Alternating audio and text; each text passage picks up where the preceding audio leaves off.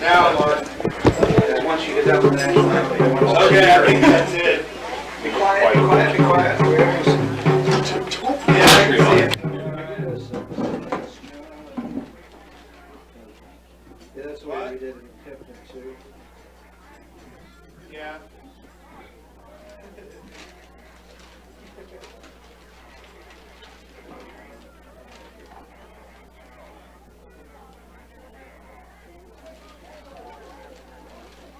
All right, sounds good. You might not be able to hear me as well, because I had to put this thing on. You mind if I text names? Okay. We don't even have to hear each other. We can just do it. Got to know what your partner's saying, right? Cohen, shout. Yeah.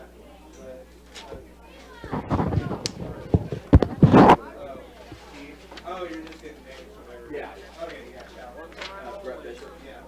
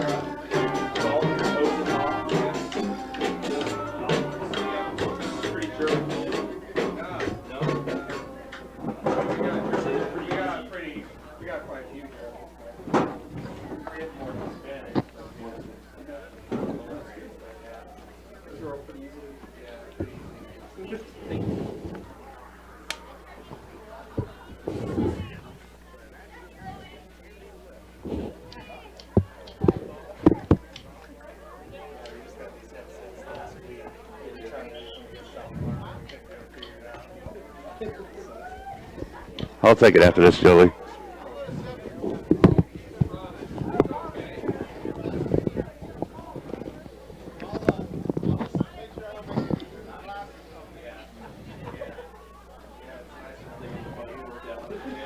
And Dusty Dennis back with you here on Z96.3 The Lake and Nckssports.com as we are getting set for kickoff between St. John's, Tipton, and Stafford. We'll take a look at the starting lineups, and we'll go offensively for St. John's Tipton. They'll start at center with Ashton Allen, a 5'10", 145-pound sophomore. This is preliminary starters. It might change. They actually take the field. Davis Dubert, a quarterback, 6'4", 185 junior, has thrown for 595 yards, 9 touchdowns, and 3 interceptions so far this season. 55% completion percentage for Dubert. He also has 3 touchdowns on the ground. At tailback, Ty Brummer, 5'8", 140 sophomore, 24 yards and a touchdown rushing, 61 yards and a touchdown receiving this year for Ty. Aaron Hankey's has 195 yards on 9 catches and 2 touchdowns for St. John's Tipton, as he is the fullback tonight.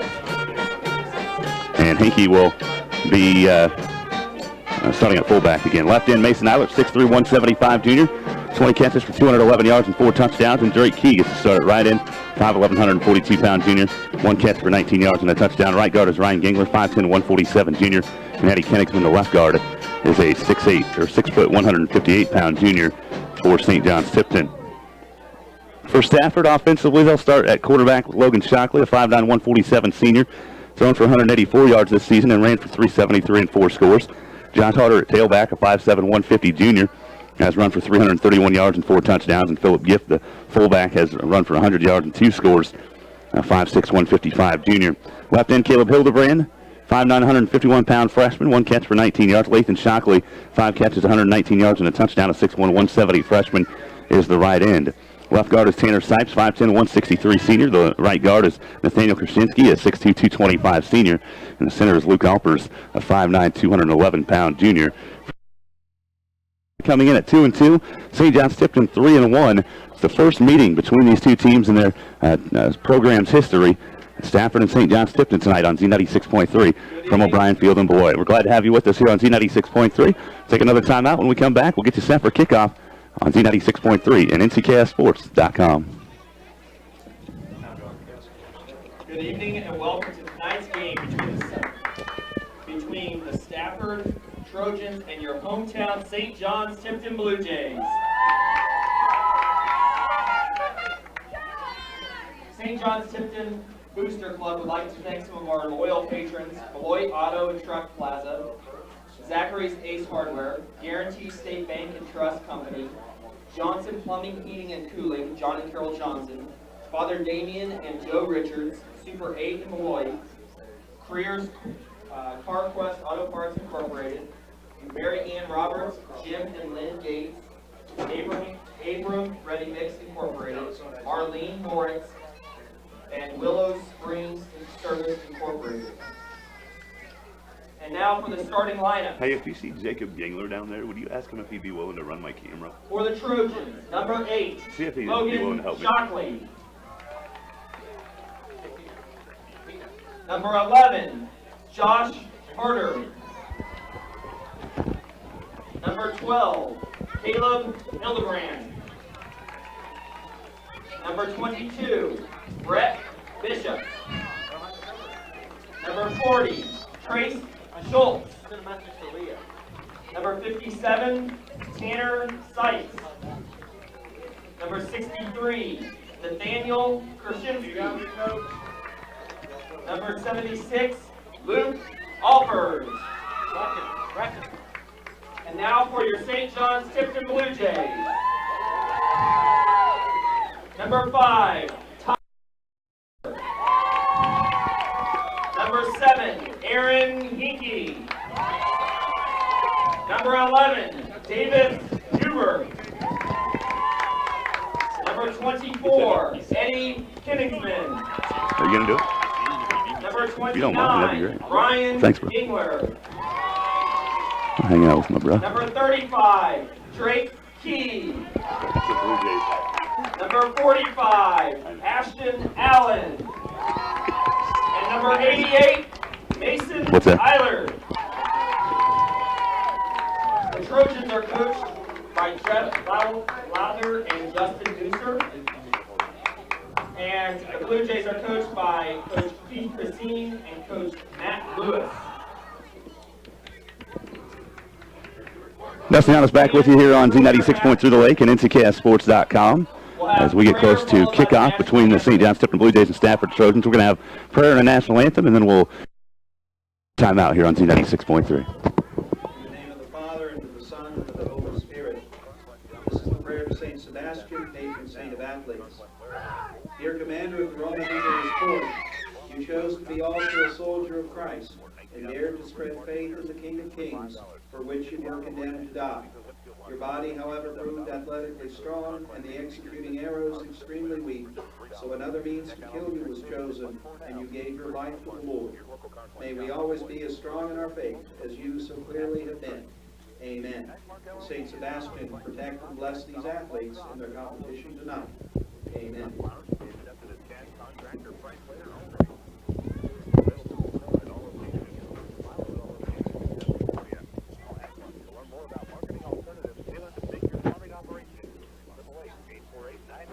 She's going. She's hustling.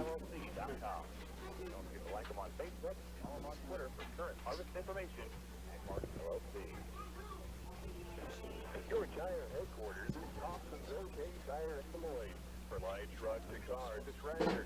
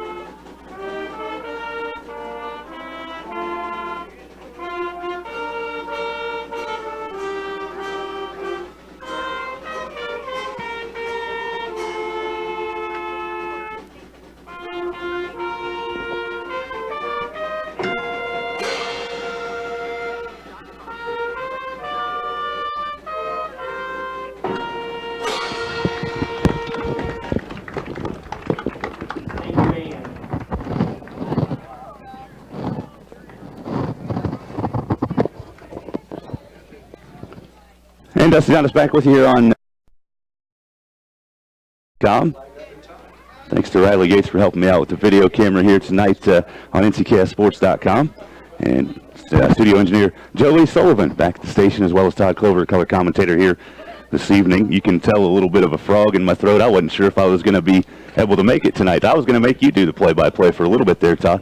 Just don't let me touch the electronic gadgets and we're fine. We are ready to go tonight here. As you can see, if you're watching the video, they're at the center of the field and having our coin toss. St. John's Tipton. Good news for Blue Jay fans. Parker Gates is in the lineup tonight and suited up. Not 100% sure how much he'll be playing tonight and the extent of the carries and touches he'll get tonight for St. John's Tipton. But he is suited up, as you can see there, if you're watching the video right there at midfield. So St. John's Tipton and Stafford tonight here on Z96.3. Stafford coming in again 2-2. They went 8-1 last year in the regular season. They started 8-0 and lost to Mineola, but then lost. And that 8-2 season was their best under Jeff Lowther, the head coach, in his 6th year with a 28-20 record. Keith Christine in his 5th year as head coach of St. John's Tipton is 31-23. 18th season overall as a head coach. He's 102-54 in that time, and picked up his 100th win of the season there in week 1 against Hill City. So Keith Christine again 31-23 in 5 seasons at St. John's Tipton. This is again the first meeting between St. John's Tipton and Stafford in their program's histories as we get set for kickoff. Davis Dubert will kick for St. John's Tipton. And back to return for Stafford. I'm guessing that's Logan Shockley. That 8 looks like a 0. The PA guy here, Rusty Leaguer, was saying the same thing. Like, is that an 8 or a 0? Who's back there? Logan Shockley back to return. As Davis Dubert gets an end-over-end kick, and Shockley takes it at the 8, to the 10, out to the 15, 20, breaks free to the 30, to the 35 to midfield. Davis Dubert trying to break down and get a tackle. Ty Brummer comes in from behind, and Shockley is all the way out to the St. John's Tipton 30, and that's where the Stafford Trojans will start their first possession. That's why you have a safety, Dusty. If you don't have a safety, that is a return kick for a touchdown to start the game by Stafford. So, yeah, obviously very good field position by Stafford, but when you have a good defense, you always want to give them a chance to keep the other team out of the end zone. We gave you Stafford's offense. We'll give you St. John's Tipton's defense here after this first play from the Trojans. Shockley at quarterback with the I formation behind him. That's a Gift at fullback and Harder at tailback. Gift gets the call and goes forward for a pickup of about 3 on first down. For Stafford, sets up second down and 7. The defense for St. John's Tipton at nose guard, Cale Dubert, a 5'7", 137 freshman. Ends are Mason Eilert and Eddie Kenigsman. Linebackers are Aaron Hankey and Davis Dubert. Middle linebacker, monster safety, Ty Brummer. And corners are Adam Bates and Ryan Gingler for St. John's Tipton. Second down and 7 coming up here for the Trojans. They have the ball at the 27 of St. John's to the fullback. Harder, who had moved into the fullback position, he goes straight forward all the way to the 20 for a first down, a 7-yard pickup for Harder. Dusty, we've talked about the way to attack St. John's Tipton's defense. It's so quick to the ball and running laterally. We talked about running straight at them and use your size. Well, right now, first 2 plays, Stafford's going behind Nathaniel Krasinski, number 63, a 6'2", 225-pound senior, and picking up good yards. First and 10 for Stafford at the St. John's Tipton 20. After the good kick return, good field position, handoff goes to Trace Schultz this time for Stafford, and he goes straight forward across the 15 to the 14-yard line. A pickup of 6 on first down for Trace Schultz. Yeah, you can see the linemen for Stafford are pretty fired up, picking up good yards. 6-7 yards on first down. You'll always take that as an offensive football team. And right now, the line of scrimmage is being won by Stafford, so that's when you maybe change things up, go to a 4-man line. Looks like maybe what St. John's Tipton is doing at this point. Second down and 4 for Stafford, and St. John's Tipton isn't a 4-man front this time. Handoff goes to the fullback against Schultz, and that one was stopped for a minimal gain. Call it a yard for Schultz, setting up third down and 3 for Stafford. That was Davis Dubert that got the penetration. That's why you went to an extra man up front. First of all, it changes blocking assignments because obviously things were working real well in the running game for Stafford. You change the blocking assignments, have kids try and make different decisions, and maybe you can get a penetration if somebody misses a block and get a tackle right at the line of scrimmage in the backfield. That's what happened for the Jays. Third down and a short 4 coming up for Stafford. Split back this time behind the quarterback, Shockley.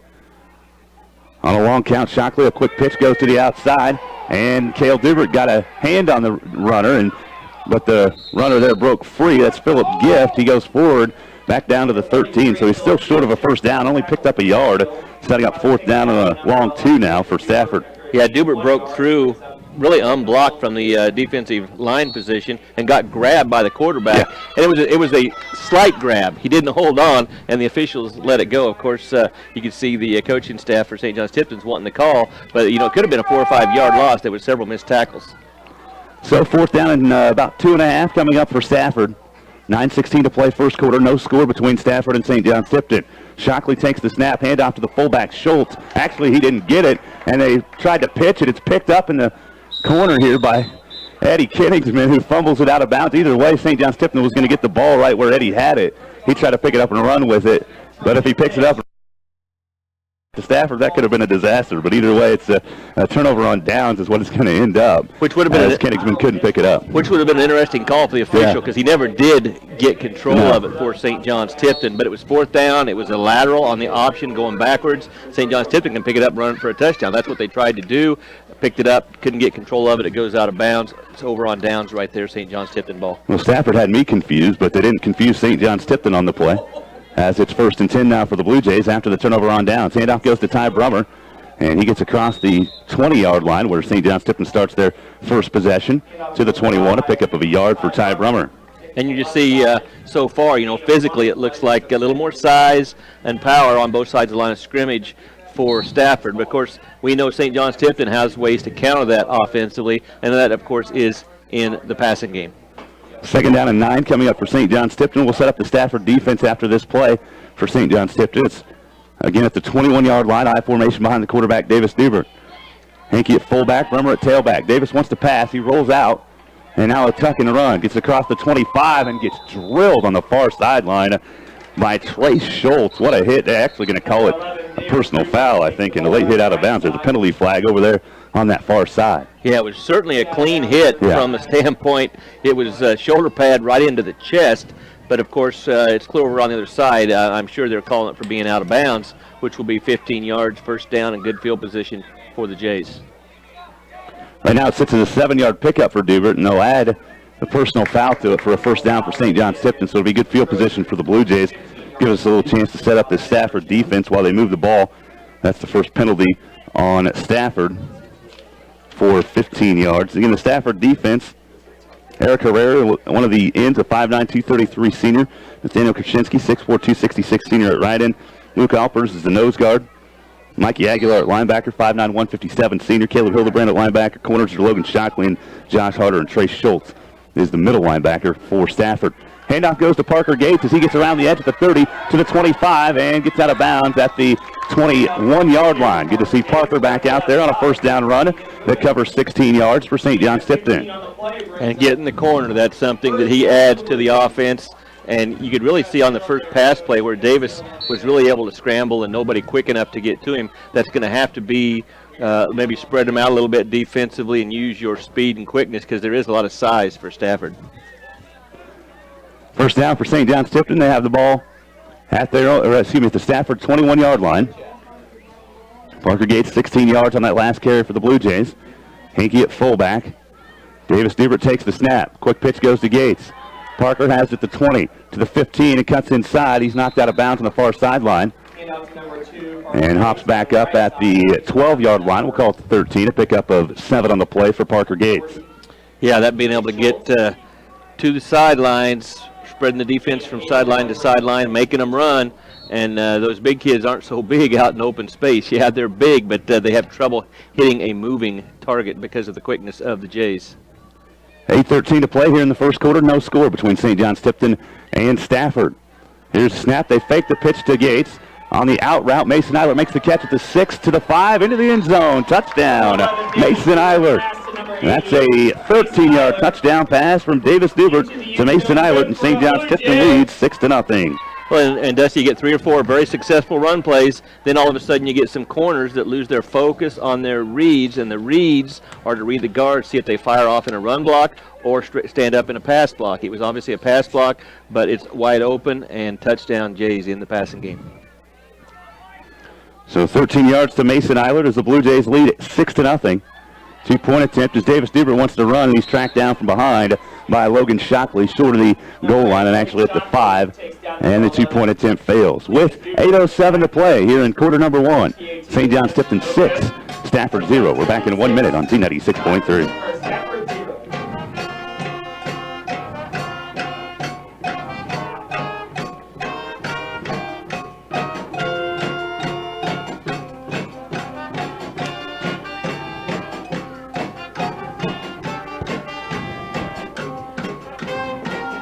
Davis is going to have time to throw.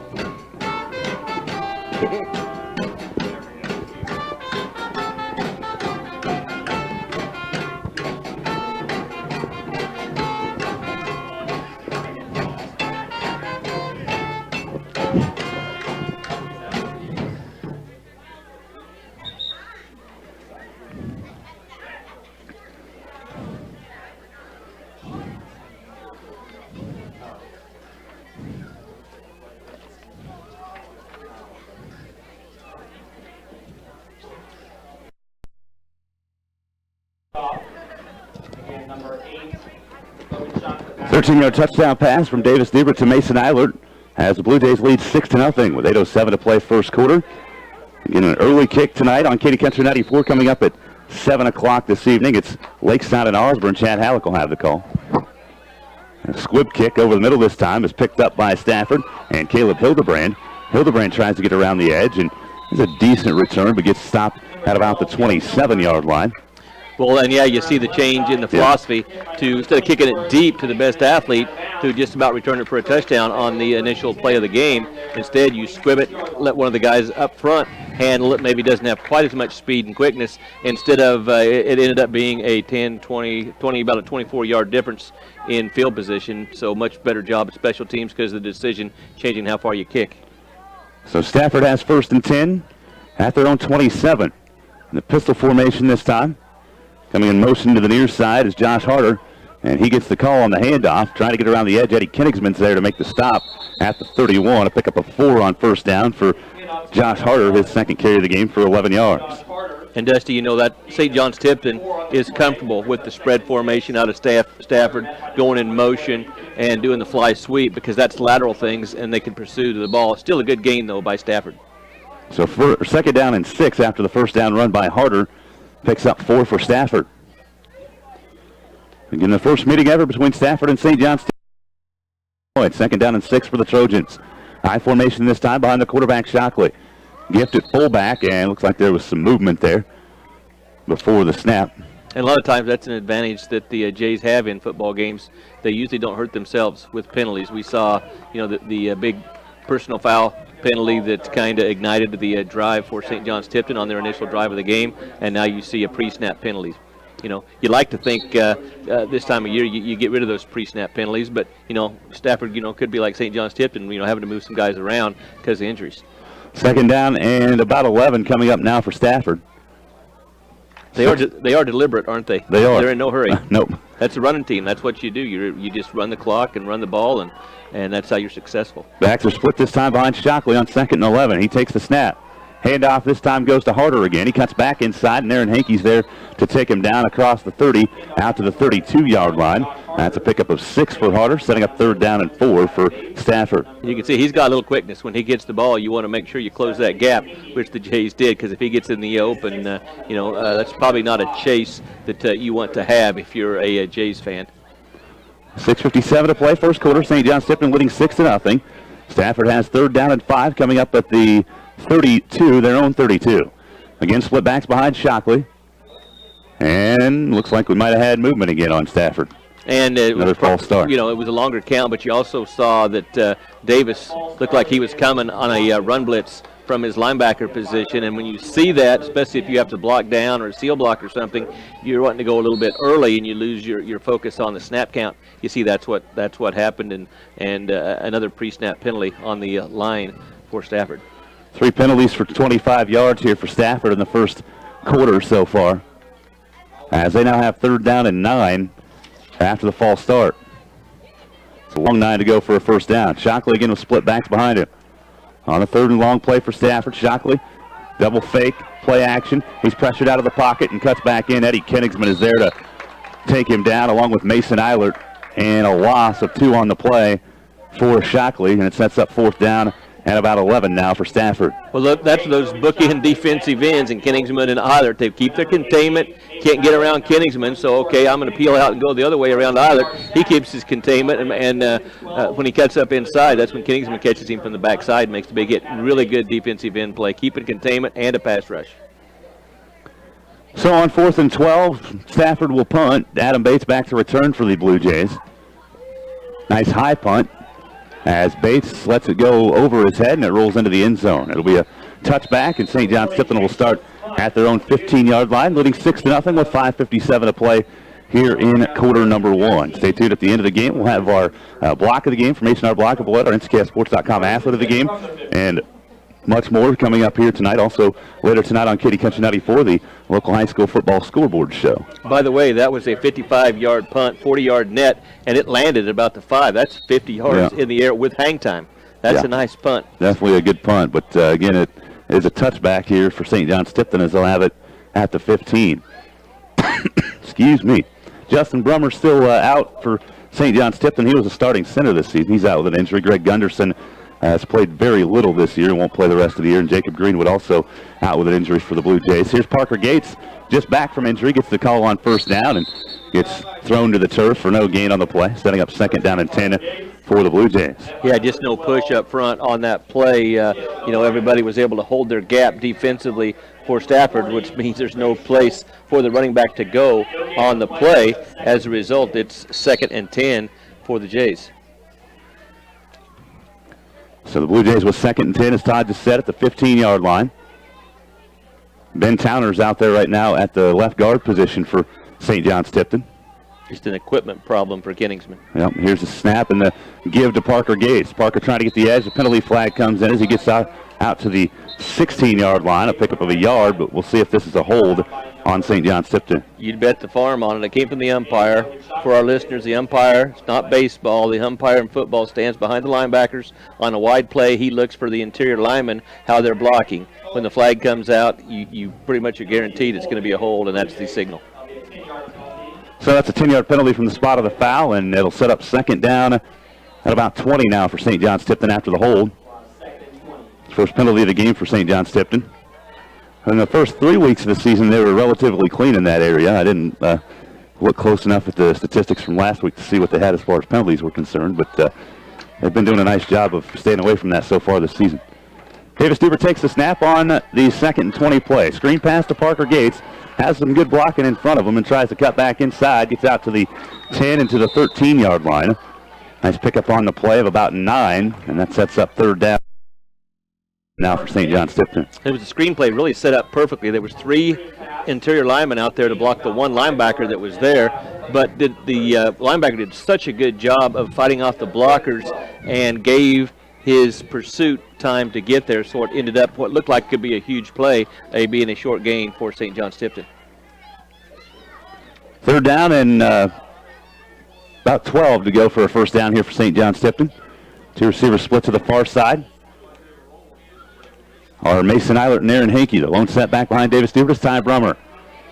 Davis rolling to the right, pressured out of the pocket, has some time, throws down the field for Hankey, makes the catch at the 35 and out to the 37-yard line. Aaron had to come back for that one and did a good job of it and picks up yardage all the way out to the 37 for St. John's Tipton. 26 yards on the reception. You could see the wheel route. The problem for the wheel route is you have to have time for your quarterback because it's a long developing pass play, and the rush got to Davis, but Davis was athletic enough to get rid of the would-be sack, gets around the corner and lays the ball out there for Aaron for the big gain. 4:07 to play here in the first quarter. 6-0 St. John's Tipton. On a big 3rd and long play, they get the 1st down, and they have 1st and 10 at their own 37. Duber the quick pitch to Aaron Hankey. Hankey cuts back inside, trying to get up on that football and strip it away was Hildebrand for Stafford. He makes the tackle after Hankey goes for 3 to midfield. It's 2nd and 7. And what you're going to see is St. John's Tipton's going to run the ball. How successful, we'll see. It hasn't been all that successful other than a couple times where Parker got to the outside, but they're going to run it enough to keep the defense honest where they're thinking run a little bit and hit them with the passing game. You got to have that mix a little bit with the running game, and eventually the hope is the big guys for Stafford get tired and you start popping some big runs in the running game. Second down and 7 for St. John's Tipton. Tight-eye formation. Dubert takes the snap and hands to Hankey. Hankey gets across midfield and down to the Stafford 37-yard line. Another pickup of 3, and it sets up 3rd and 4 for the Blue Jays. And that was a good job. Herrera for 1, number 70. There was no place to cut outside for Aaron. He made a good decision, cuts it back up inside, and gets yardage that was there on the play. He goes outside, goes laterally. It would have been no gain. So 3rd and long 4 coming up for St. John's Tipton. Drake Key will come to the near side. He's actually lined up tight, and 2 receivers the far side are Hankey and Mason Eilert. Davis Dubert with Ty Brummer, the lone setback. Davis rolling right. Pressured out of the pocket. And now we'll tuck and run. He's got some running room. Gets around the edge. Has enough for a first down. Down to the 30 and inside the 30. See where they officially spot him here. Actually, we'll spot him right at the 30, it looks like. So nice run there for Davis Dubert that covers 7 yards. And a first down for St. John's Tipton. And the 3-man front for Stafford's 233, 211, and 266. That's a lot of size. It's going to take away the interior running game for St. John's Tipton. But there just isn't enough speed and quickness in the pass rush to get to Davis to make him throw the ball. Davis is going to be able to escape and make things happen with his ability to run. 1st and 10 Blue Jays at the Stafford 30. I formation behind Dubert. Quick pitch to Parker Gates again. He got a nice block from Aaron Hankey. Cuts back inside, but can't get past the 29. A gain of about a half a yard there for Gates, setting up 2nd and long. 2nd and long, and once again trying to go wide, and things will come in the running game eventually. You already see some guys actually subbing in and out for Stafford. So 2nd down and 9 coming up for St. John's Tipton. We have 2:09 to play first quarter. Blue Jays are up 6-0. Parker Gates and Mason Eilert split to the near side. Aaron Hankey the lone setback. St. John's Tipton moving right to left here on your radio in the first quarter. Pop screen pass goes to Mason Eilert, who gets across the 25 and down to the 22-yard line. And that's a 7-yard pickup, setting up 3rd and 2 for the Blue Jays. Just a split formation with Parker and Eilert to the outside, right towards St. John's Tipton bench. The first guy blocks, and then that goes one-on-one with the safety that's about 10 yards deep. So if it's just a throw to pick up 5 yards, and they got more than that on the play. Yeah, they get 7 again. It's 3rd down and 2. St. John's Tipton. Davis Dubert is 4 for 4 for 54 yards and a touchdown here in the first quarter for the Blue Jays. Yeah, Davis has time to throw. He is going to find the receivers. Again, 3rd and 2 for the Blue Jays. Parker Gates at tailback, Hankey at fullback. And again, a hard count. And how many times have we seen a Dubert do that to somebody from the other team? Davis gets the hard count and gets Stafford to jump off sides for a free first down for the Blue Jays down at the Stafford 16-yard line. Well, we've talked about this numerous times. If it's 3rd and 4th and less than 5, you know St. John's Tipton is going to go on a long count just to see if they can get the free first down, which they did. So Blue Jays have 1st and 10 at the Stafford 16. Here's a handoff to the fullback, Hankey. He gets inside the 15 and down to the 14-yard line. A 2-yard pickup on first down for Aaron Hankey. He's got 3 carries for 8 yards here early on for the Blue Jays. And we are inside a minute to play in the first quarter in a 6-0 Blue Jay lead. What happens if you keep running the ball? That keeps the corners, safeties, whatever terminology you want to use for the 2 deep guys for Stafford, keeps them active in the run game. And then they're thinking run, and then that's when the play action will work. Again, 2nd down and about 8 coming up for St. John's Tipton. Tight set, I formation, quick pitch to Parker Gates. He gets a block from Aaron Hankey, cuts back inside. It's inside the 15 and down to the 13. Pickup of maybe a yard there for Parker Gates for St. John's Tipton. 25 yards on 5 carries for the Blue Jays senior. Yeah, you know, it's very obviously 4-down territory, so you keep trying with the rush. Got to figure something here, and it will, unless it's an incomplete pass or out of bounds or touchdown, going to be the last play of the quarter. They're taking their time. It might already be the last play of the quarter. It didn't get spotted until after 25 seconds, so they're just going to go to the quarter. They're going to let the clock run out here in quarter number 1. After 1, it's St. John's Tipton 6, Stafford 0.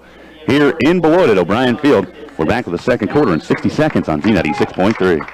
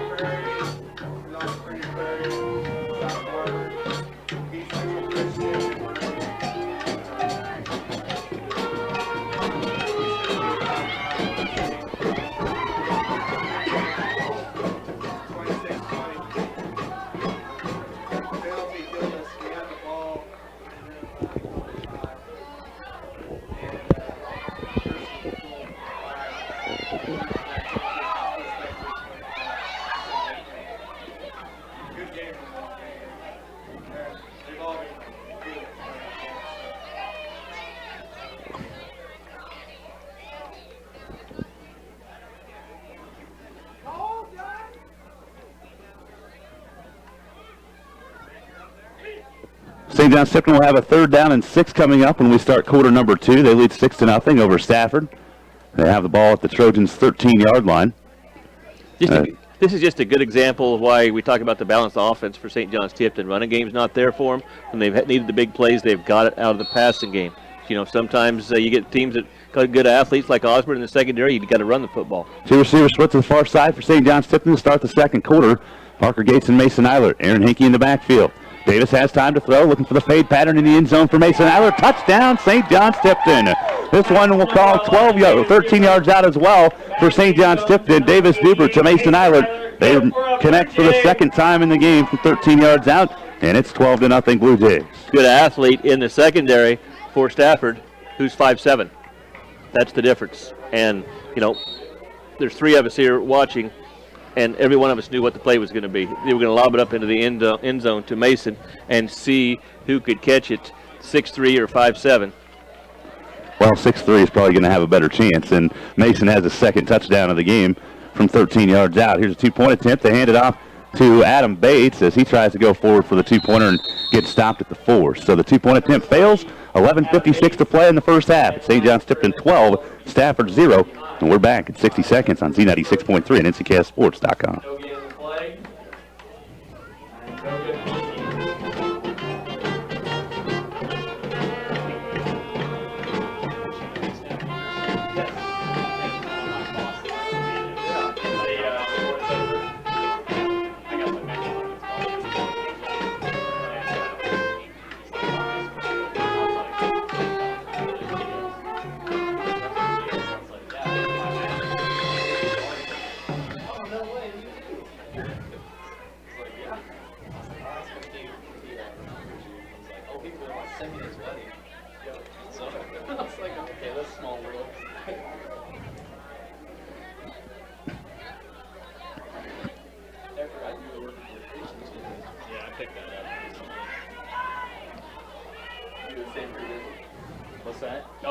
Kickoff for the Blue Jays, number 11, Davis Stewart. Back to receive for the Trojans, number 11, Josh Harder.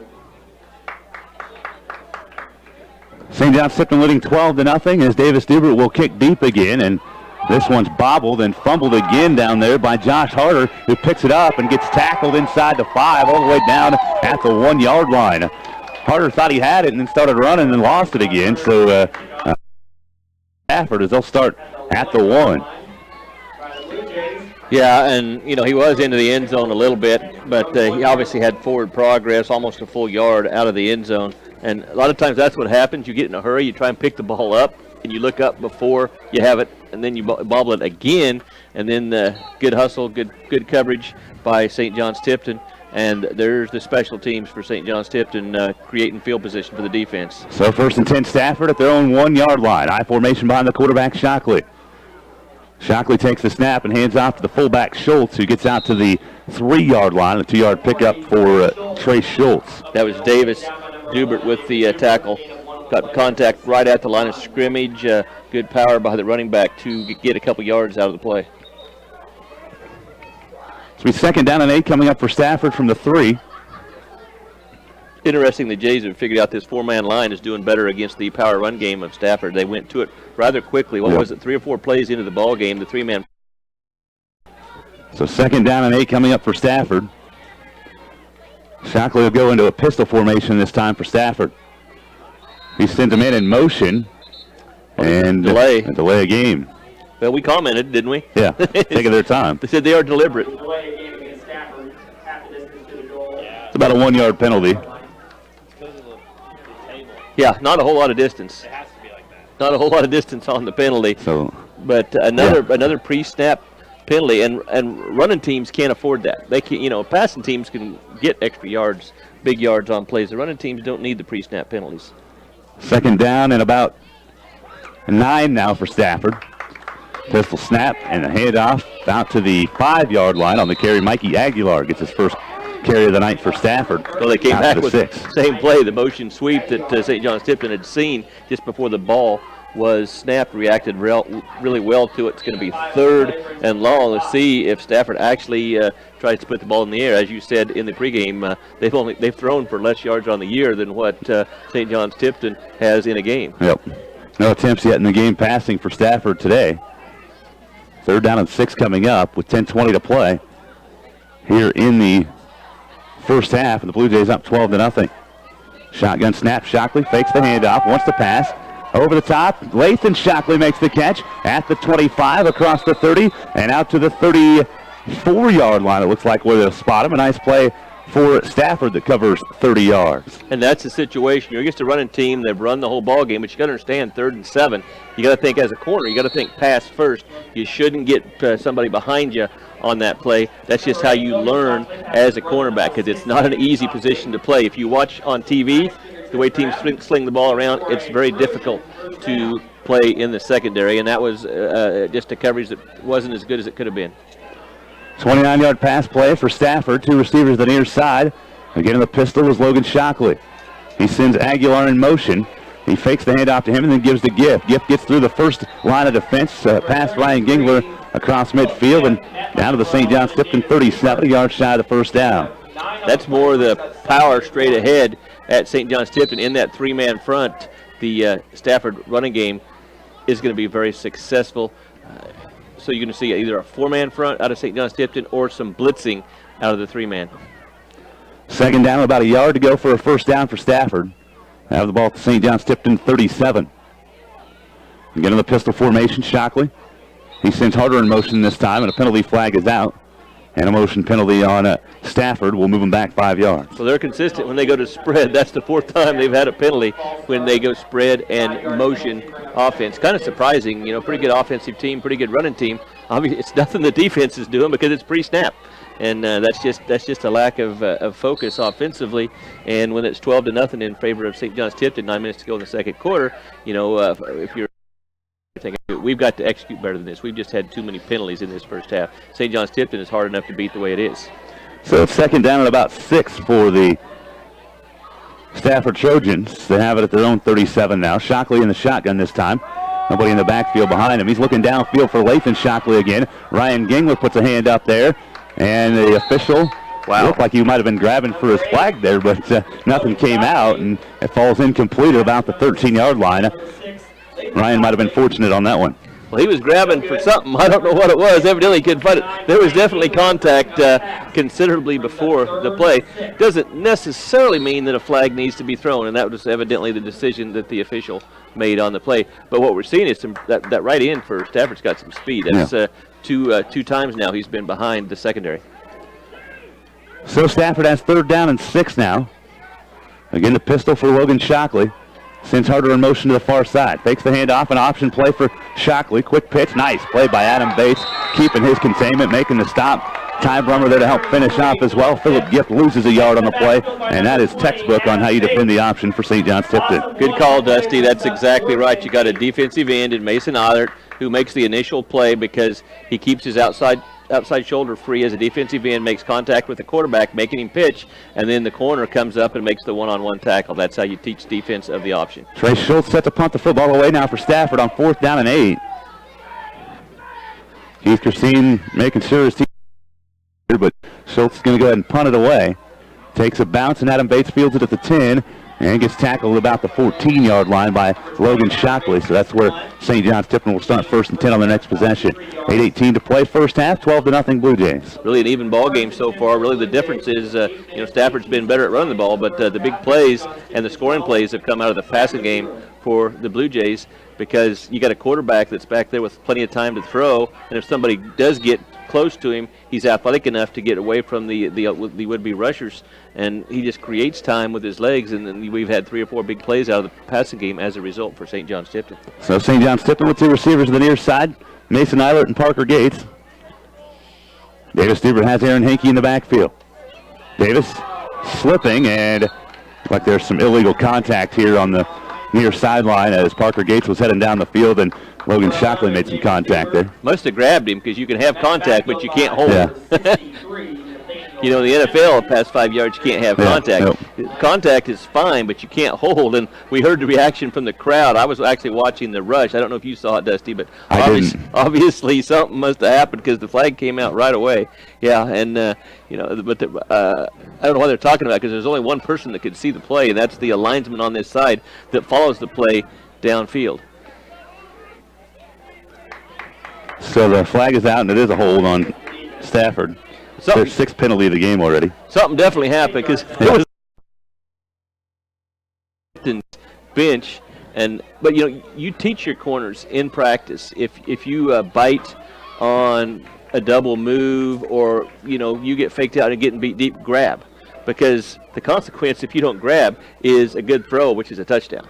So you know, you'll take the penalty, but what you don't want in that play, in that situation, would have been a 65-yard touchdown pass. The unfortunate thing, though, for Stafford is Davis Dubert slipped and fell on his bottom, and it would have been a loss of about 5 yards had he not grabbed that time. But you don't. As it's now 1st and 10 for St. John's Tipton at the 24, their own 24.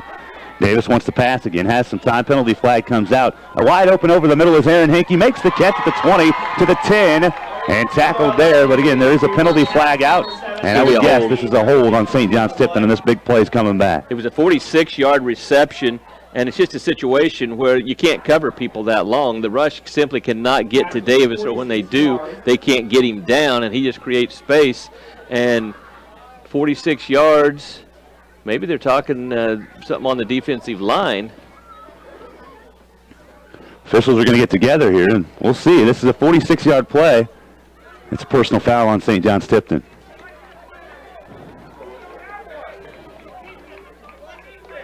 Yeah, they changed it. It's on Stafford. Yeah. So this 46-yard pass play will stand for the Blue Jays. Something happened in the interior line. It was the umpire again, the official behind the linebackers that threw the flag. It was, you know, combat, I guess you would say.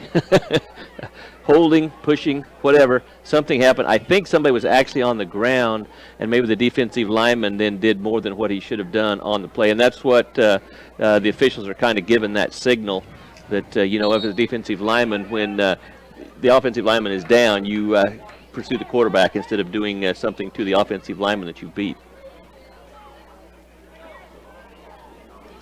So 1st down and 10 now for St. John's Tipton to have it. They'll add half the distance to the goal on the penalty after the play. So it'll be 1st and goal at the 5.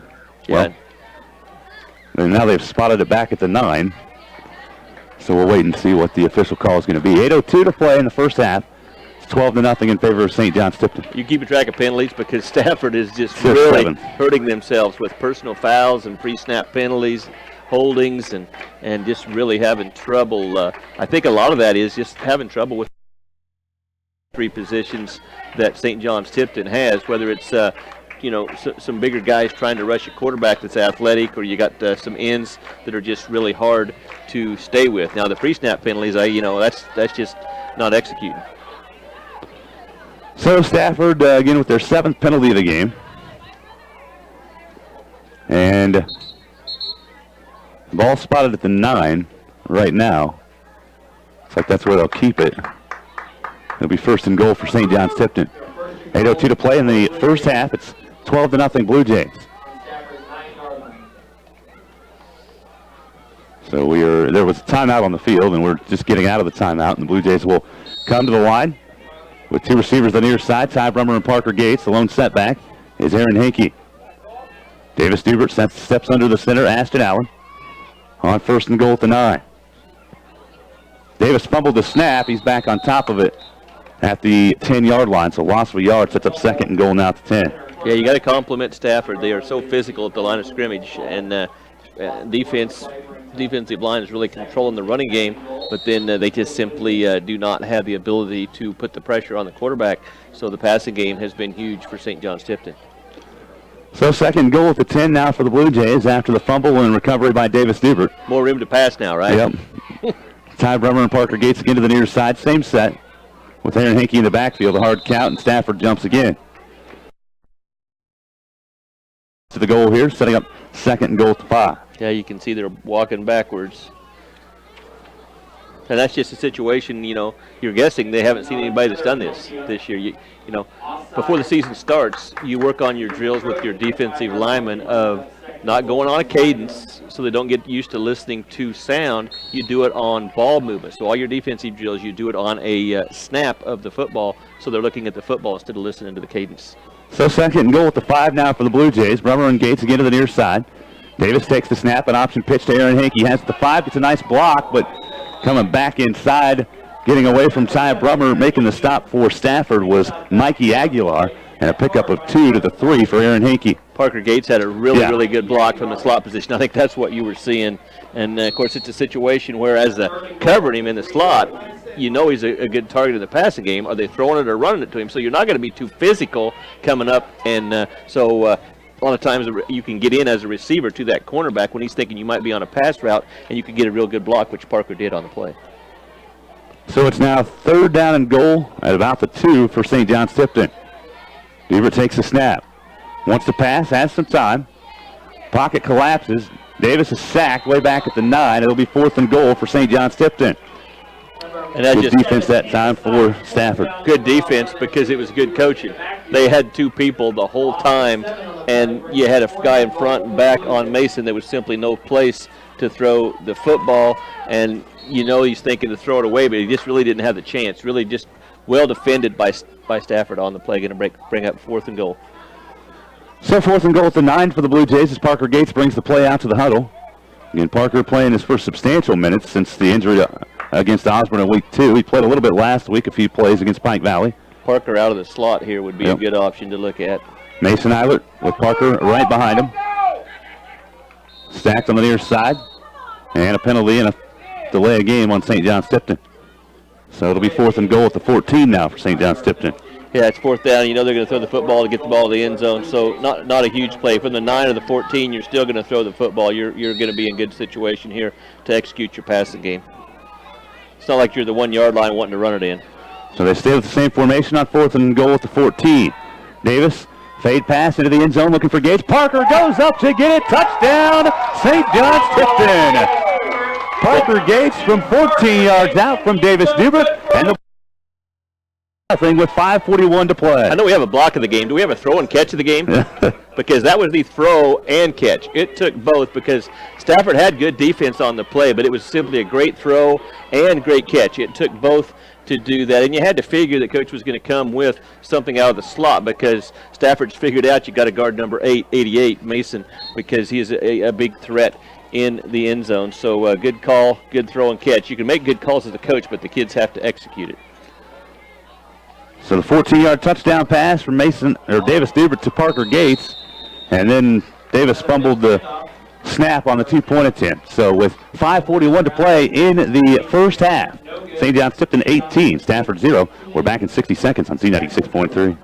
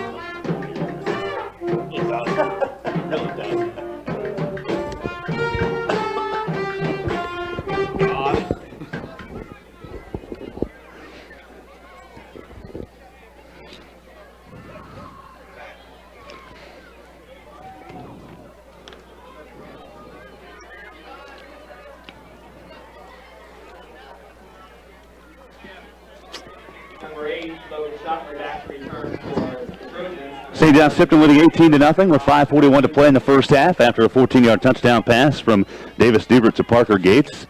By my count, unofficially, Davis is 7 of 7 for 127 yards and 3 touchdowns here in the first half for the Blue Jays. That's efficient. Very efficient. And this kick is going to go out of the end or into the end zone and then roll out the back for Davis Dubert. A touchback. Stafford will start at the 15-yard line on this possession. I don't know how the quarterback rating works in the NFL. Actually, I don't care, but I'm guessing that would be a perfect score. Yeah, I would guess so. No interceptions, a bunch of touchdowns, 100%, lots of yards. That's as good as it gets. And as our listeners are listening out there, the passing game takes everything. It takes the guys up front giving you time to throw. He has all kinds of time to throw. The guys have to get open, have to catch the ball, and then the quarterback, all you got to do is throw the football, and we obviously know Davis can do that. So 1st and 10 for Stafford at their own 15-yard line. Trips to the near side for the Trojans, and it's a keep for the quarterback Shockley around the edge. He's tackled by Brummer at the 21. Pickup of 6 on first down for Logan Shockley, one of the bigger run plays of late here for Stafford. Yeah, Ty coming up and did a good job in run support. Came up a little high on the tackle. He'll get lower the next time and get the shoulder pads into the legs like he needs to on the play. 5 minutes to go here in the half with the Jays up 18-0. Stafford, it goes without saying, needs something good to happen on this drive before they go into halftime. Second down. Yep. They've moved the ball. Yeah, second down and a long 4 for Stafford. Into the shotgun is Shockley. He takes a snap. A reverse play that goes to Harder. Harder cuts back inside, gets across the 25 and out across the 30-yard line to the 32. And a pickup of about 12 on the play there for Stafford. Very well blocked play by Stafford. It's end around, and if you're going to run a reverse to Mason either side, you're going to have to get him blocked. They did it with 2 guys. He actually got driven backward and put on his back because it was 2 guys blocking him. But as Mason was laying there, he rolled over and saw a guy running by and stuck his arms out and made the tackle. Even though he got double teamed and still made the tackle. 1st and 10 for Stafford. They have the ball at their own 32-yard line. Shockley sending Harder in motion, and he hands it off to him. Harder trying to get around the edge, and does. Breaks free across the midfield stripe and down to the St. John's Tipton 37-yard line. It's a pickup of 11 on the play for Harder. And we've seen, and I mentioned a couple of times, if Harder gets a seam or gets the corner, he's going to be gone. St. John's Tipton just had enough pursuit as Harder got to the line of scrimmage over on Stafford's side to make the tackle before he's off on a scamper to the end zone. So 1st and 10 for Stafford at the St. John's Tipton 37. Trying to get something going offensively here, trailing 18-0. And the pistol again. Harder goes in motion. Shockley fakes it this time and keeps up the middle. He's tripped up by Aaron Hankey across the 35 and down to the 34. It's a 3-yard pickup on the play, 2nd and 7. Aaron's good at that penetration and staying low and getting a body part in there, whatever it is. In this case, he was almost on the ground too, but got his shoulder pads in there and got him into the legs and trips up the ball carrier. So, it's whatever you can do to get the ball carrier down to get in his path, and that's just good defense. Quarterback Shockley for Stafford has just 3 carries for 7 yards tonight. Harder has 5 for 40. Shockley in the shotgun this time, takes the snap. Quarterback run the whole time as he cuts inside and thrown to the turf by Eddie Kennigsman. Also there, Davis Dubert. And getting in on the tackle, Ryan Gingler. It's a pickup of 2 on the play. And that sets up 3rd down to about 5 for Stafford. We'll call it 3rd and 4. And they got a timeout. Stafford with the timeout on the play. So a timeout for the Trojans, trailing 18-0 with 3:38 to play in the first half. We'll take it as well back in 60 seconds on Z96.3. Timeout. 3 minutes, 38 seconds left in the first half.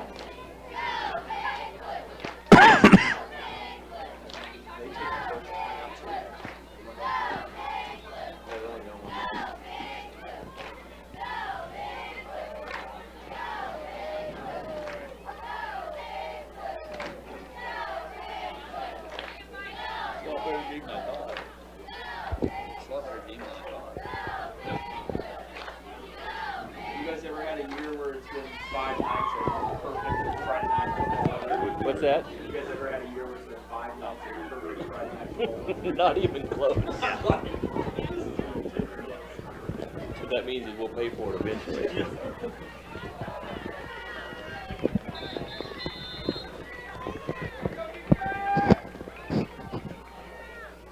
Out of that timeout, the Trojans will take. 3rd and 4, the Blue Jay 31-yard line. 3rd down, about 4 to go for a first down for Stafford. Out of the timeout. 3:38 to play here in the first half. The Blue Jays up 18-0. Stafford on 3rd and 4. Shockley fakes and hands off to the tailback Harder, and getting into the backfield quickly was Ty Brummer, taking Harder down for a loss of 2. So he got 4th down and 6. And that's just pretty much selling out with a run blitz. And that's the monster that's making the play. he's right behind the linebackers. There's really offensively nobody designed to make the block on the play. And if he can get a clean blitz, he can make the tackle into the backfield, which is exactly what happened, bringing up 4th and long. So 4th and 6 coming up for Stafford. And they're in a pistol formation at the St. John's Tipton 33. Shockley sending Harder in motion again. He wants to pass, goes over the middle. Nice play by Mason Eiler. Gets a big hand in there and knocks it incomplete, intended over the middle for Trey Schultz. And a turnover on downs gives it back to St. John's Tipton at their own 33-yard line, leading 18-0 with still 2:56 to play in the first half. Very well defended because you had Cale Dubert that got the penetration, and Cale makes the quarterback throw it quick, and then you have Mason that reads it. Defensive end reads the screen. Defensive ends that are smart, experienced, can read that. They can get interceptions, deflected passes. Even if neither of those things had happened, Ty Brummer from his monster position was there to make the tackle. Very well defended. So it's 1st and 10 for St. John's Tipton at their own 33. Davis Dubert in the shotgun with Ty Brummer to his right side. 2 receivers to the near side are Henke and Gates. Davis has some time to throw. It was a hitch and go, but Davis didn't have a chance to get it out and just tucks and runs out of bounds at the near side. And maybe a pickup of 2 on the play for Davis, setting up 2nd and 8. Good job by the defender for Stafford of letting up, not getting the personal foul, and Gabby got right in the action there as the manager for St. John's Tipton. She showed off her quickness. Yeah. She is quick, by the way. Very. 2nd down and 8 coming up here for St. John's Tipton. That was a wheel route there by St. John's Tipton and just wasn't enough time. It was there. It was going to be 6. That's why you have a pass rush. So here we have 2nd and 8 again for the Blue Jays. They'll go in a tie-dye set this time. Brummer at tailback, Brummer at fullback, Gates at tailback. They fake the pitch. Davis has some time, throws toward Mason Eiler, and it is intercepted over there by Stafford, stepping in front of the pass. There's a penalty flag as well that might be roughing, though, that might negate this interception.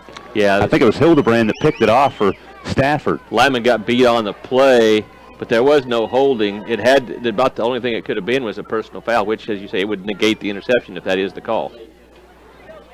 Yep. Roughing the passer, so this interception will not count. It'll be a 15-yard penalty, and St. John's Tipton will have 1st down. You know, if St. John's Tipton, you got to talk about the defense has made the plays when they were needed. The offense has been successful making big plays out of the passing game. For Stafford, it's been all about penalties. Yeah. It's like, you know, you're going into halftime here in 2:42. Right now, down 18-0. If you're Stafford, you hope the Jays don't get another touchdown here. But you've got to talk about, you know, they got to be in double figures in penalties. 9, Yep. And they've been huge penalties. The pre-snap penalties back up a running game. It kind of negates your running game, and that's what they do is run the football. And then you got the 15-yard varieties that they just keep having, and that was the biggest play of the ball game for them. A great interception because of the pass rush and good coverage, and then you have the personal foul roughing the passer. 1st and 10 now for St. John's Tipton at the Stafford 31 after the 15-yard roughing the passer penalty. Parker Gates alone step back behind Davis Dubert. Swing pass to Gates out of the flat at the 30, and he's knocked out of bounds on the near sideline. No gain on the play. Trey Schultz there for the tackle for Stafford, and it's 2nd and 10. Textbook tackle by Schultz, number 40. Just very impressive defense, pursuit to the ball. That's a junior 203-pounder, and gets his head in front on the play and drives through with the shoulder pads. That's how you teach someone to tackle in the open field. Nice physical tackle. You know, and the one thing you will say about Stafford, they're physical. Yep. 2nd down and 10 coming up now for St. John's Tipton after the play gains nothing on 1st down. Davis Dubert I formation behind him. Takes the snap, has some time to throw. Screen pass to a wide open Parker Gates. Gets around the block from Eddie Kingsman, but they're going to call a late hold, it looks like, on Kingsman. Maybe a block in the back, as Parker has enough yardage for a 1st down inside the 20, but this one looks like it's coming back. Yeah, Eddie doesn't agree. It was a let's say it was a slight hold. I was watching. I saw the whole thing, and yeah, he grabbed maybe a little bit, which according to the rules you can call holding on that. That's what the official did. But go with the screen pass there because the coverage in the pass rush has been a little better by Stafford. And anytime you're having someone get after your quarterback in the pass rush, you say, hey, let's try the screen pass and let them come after the quarterback. We'll throw underneath them and run people off in pass coverage, see if the linebackers can cover. It was there again, but just good defense by Stafford, and you get the holding call. 2nd down and 20 now for St. John's Tipton. After the hold, Davis Dubert takes the snap and wants to pass. Has some time, and he tried to throw it back to Gates, who slips and falls. It's picked by Shockley at the 33-yard line, and coming down the sideline A first down for Stafford on the first interception thrown of the game officially now for Davis Dubert. Yeah, and that's your, you can see the receiver and quarterback are talking because there was not agreement on what needed to be ran there, and that's the lack of practice time because of injuries that just a lot of kids have been out for St. John's Tipton. And a big play, Stafford defensively starting to make some plays. It's really starting with a better pass rush where Davis hasn't had the time to be accurate and find the open receivers. So Logan Shockley with the interception for Stafford, returns it to the St. John's Tipton 28. First and 10 Trojans. They fake the pitch, and handoff goes to Harder. He cuts back inside, tackle from behind by Aaron Hankey, down at the 20 and just inside the 20 to the 19. It's a pickup of 9 on the play.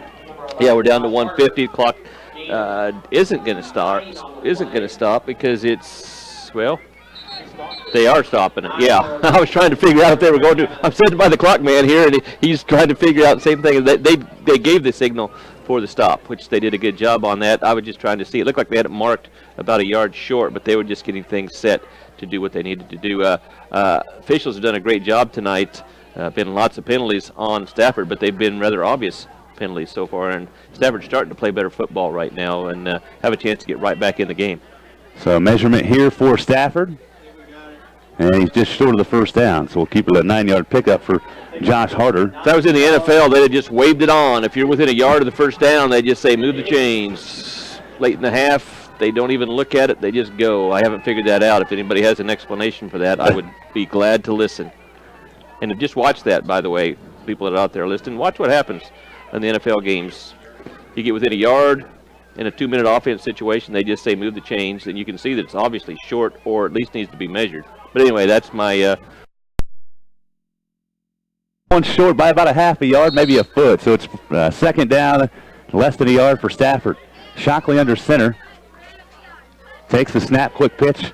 Goes to Aguilar. Aguilar trying to get around the edge and stops short of the first down. And a loss of a yard and a half. Ryan Gingler lays the wood on Aguilar, and it's now third down and about a yard and a half for a first down. Did I say something about a corner coming up and getting low and making a hit? That's what Ryan just did on the play. Very good. And it was, Kenningsman did a great job at his defensive end stringing the play out that made it an easier play for Ryan to come up and make the hit. So third down and about 2.5 for a first down for the Trojans here. They have it at the St. John's Tipton 21. Schultz is hit initially, trying to power forward. He'll be stopped short of the first down again, just about the 21-yard line. So gain of about a half a yard, setting up fourth and short for Stafford. Cale Dubert just about took the handoff for St. John's Tipton. Cale, the freshman, got through so quick on the play and disrupted the play, made the running back have to stop and then restart. And then by that time, the extra defenders got there, which made it a very short gain. And not only is it fourth down, but we're going to have 40 seconds to go right now. Inside a minute, 18-0. Fourth down and about a yard and a half to go for a first down for Stafford. Big play for both teams.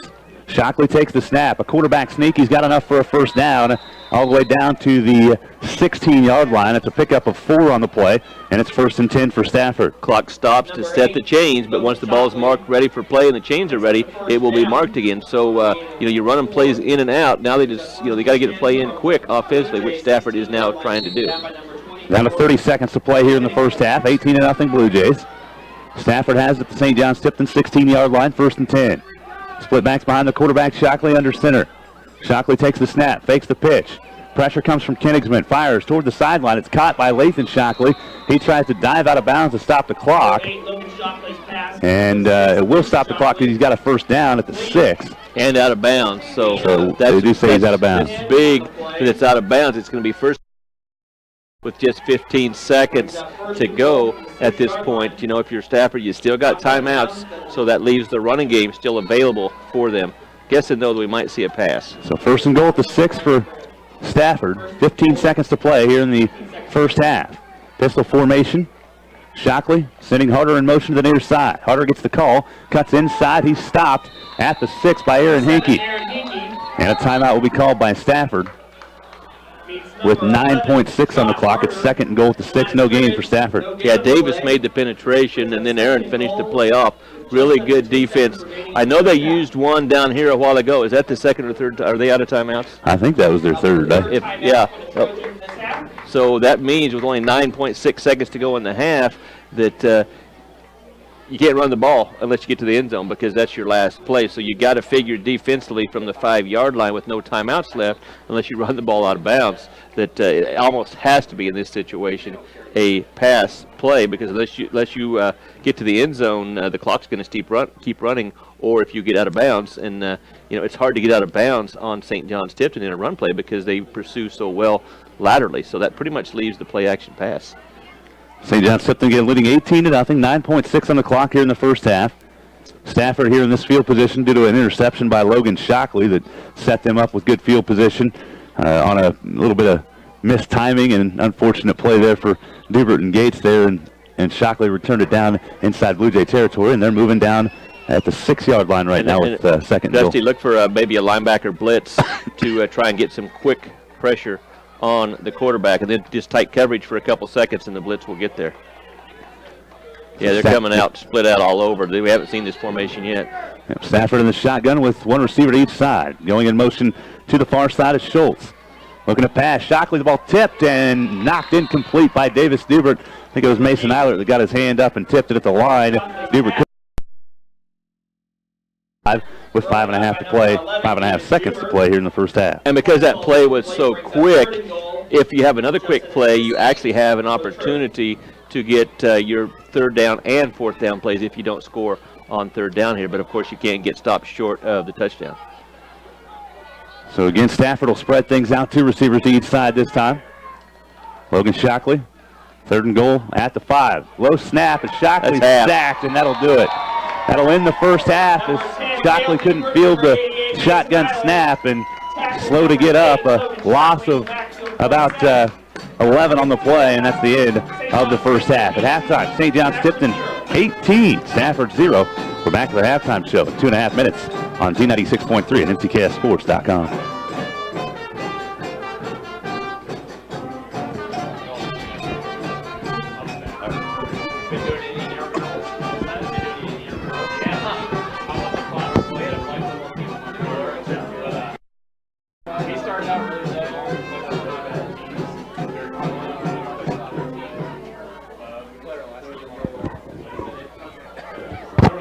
Something put on? You're good? If you're getting sick, you should put something on.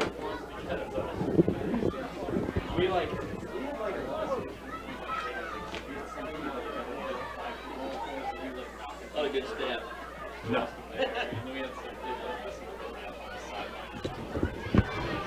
We didn't have very much. So, our flag football season is over. So it was basketball. Does that carry over to basketball? I don't think so. I think they get a fresh start.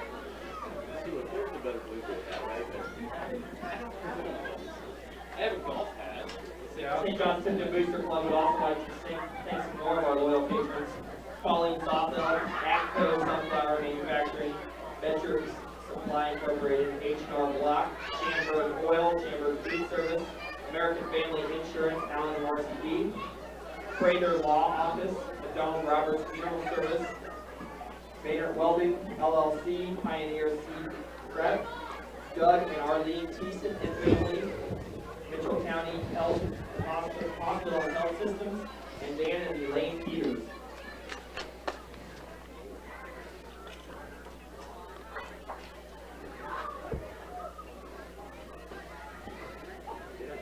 Kicking themselves in the foot. It should be right on line. It should be an even ball game. We've got a little bit more athleticism, but they've got way better hitting. They've hit some hard hits. Yes, they have.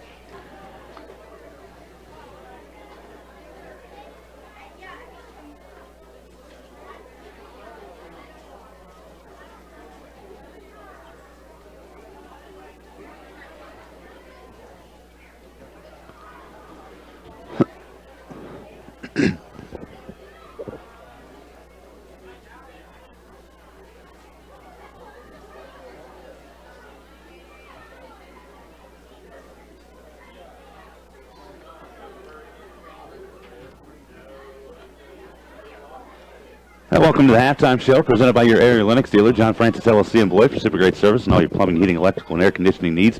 Call John Francis at 738-2060 or 88-01.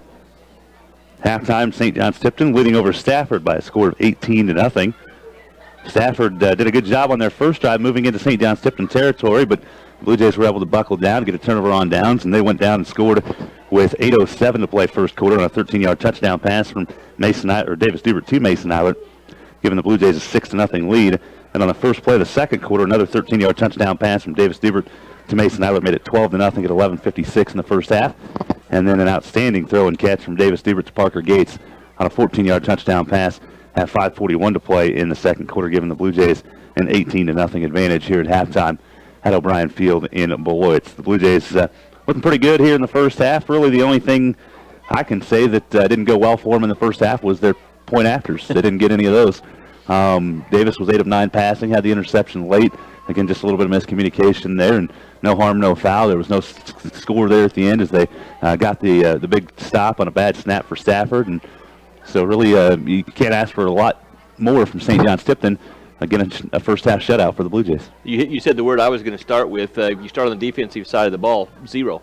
You said shutout. You don't let somebody score, and it's not like they've dominated the offense for Stafford. As you said, Stafford has moved the ball. They've had a couple of scoring opportunities where they've been down first and goal and got nothing out of it. Of course, that's just a killer. It's basically like a turnover, and because you don't get points after a long drive, so that's tough. But if you're Stafford, it's real simple. Say, guys, we're moving the ball. We're even talent-wise with this football team, we've just got to quit having penalties. I believe you said 9 penalties, and they've been killers. They've been the pre-snap penalties that back you up. It takes away the running game, which is what they want to do. And then whenever they've had a big play, it's been negated by personal fouls, late hits, roughing the quarterbacks, holdings, just on the plays where they've been successful, and it's really hurt them. But for St. John's Tipton, now all of a sudden you have 3 really good receivers you can throw to. You know, you get Parker back. Obviously, number 88 is the big target in the end zone. So Stafford says, once on a jump ball in the end zone, we're going to double team you the next time. So nothing was there. You get a sack by Stafford. What does Coach Gracine do? He says, okay, I'm going to go to somebody else. And I said, you need to go to the slot here. That's what he did. You had the play of the game, which was the throw and catch and good pass blocking for the 18-0 lead. And that's adjusting as a coach. When you see that they're double teaming your big target in the scoring zone in Eilert, you go to the slot receiver and use his quickness to get open and the athleticism to make the. So yeah, the running game's not there for St. John's Tipton, but big plays. You had the 46-yarder to Aaron Hinkey that set up another touchdown. So you get 5 or 6 big plays out of the passing game. Some of them scoring plays. That's the difference in the ball game right now for St. John's Tipton. As far as yards are concerned, Hinkey's the leading receiver with 2 catches for 71 yards. Mason Eilert, 3 catches, 33 yards, and 2 touchdowns. Parker Gates, 3 catches for 23 and a score. Davis Dubert, 8 of 9 passing, 129 yards, 3 touchdowns, and a pick in the first half. Parker Gates, the leading runner, yards in the first half. 4 for 10 for Aaron Hinkey, 5 for 9 for Davis Dubert, and 1 for 1 for Ty Brummer in the first half for St. John's Tipton. Stafford in the first half, their running game, Josh Harder, 8 carries for 51 yards. Also 14 yards on 5 carries for Logan Shockley. 12 yards on 4 carries for Philip Gift, 4 carries for 10 yards for Trey Schultz, 2 for 7 for Mikey Aguilar. Passing wise, Logan Shockley, 2 of 5 passing for 40 yards, both catches by Lathan Shockley for the Stafford Trojans in the first half. Again, we are at halftime with St. John's Tipton leading 18-0 over the Stafford Trojans here on Z96.3 The Lake and Nckssports.com video feed on the St. John's Tipton Blue Jay channel here this evening. Thanks to all the sponsors for bringing the broadcast to you. Thanks to Jelly Sullivan, our studio engineer.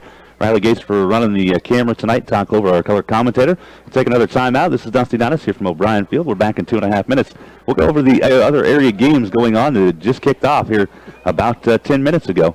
And we'll talk about those other games coming up after this break on KittyCountry94.com, Z96.3 and NCK.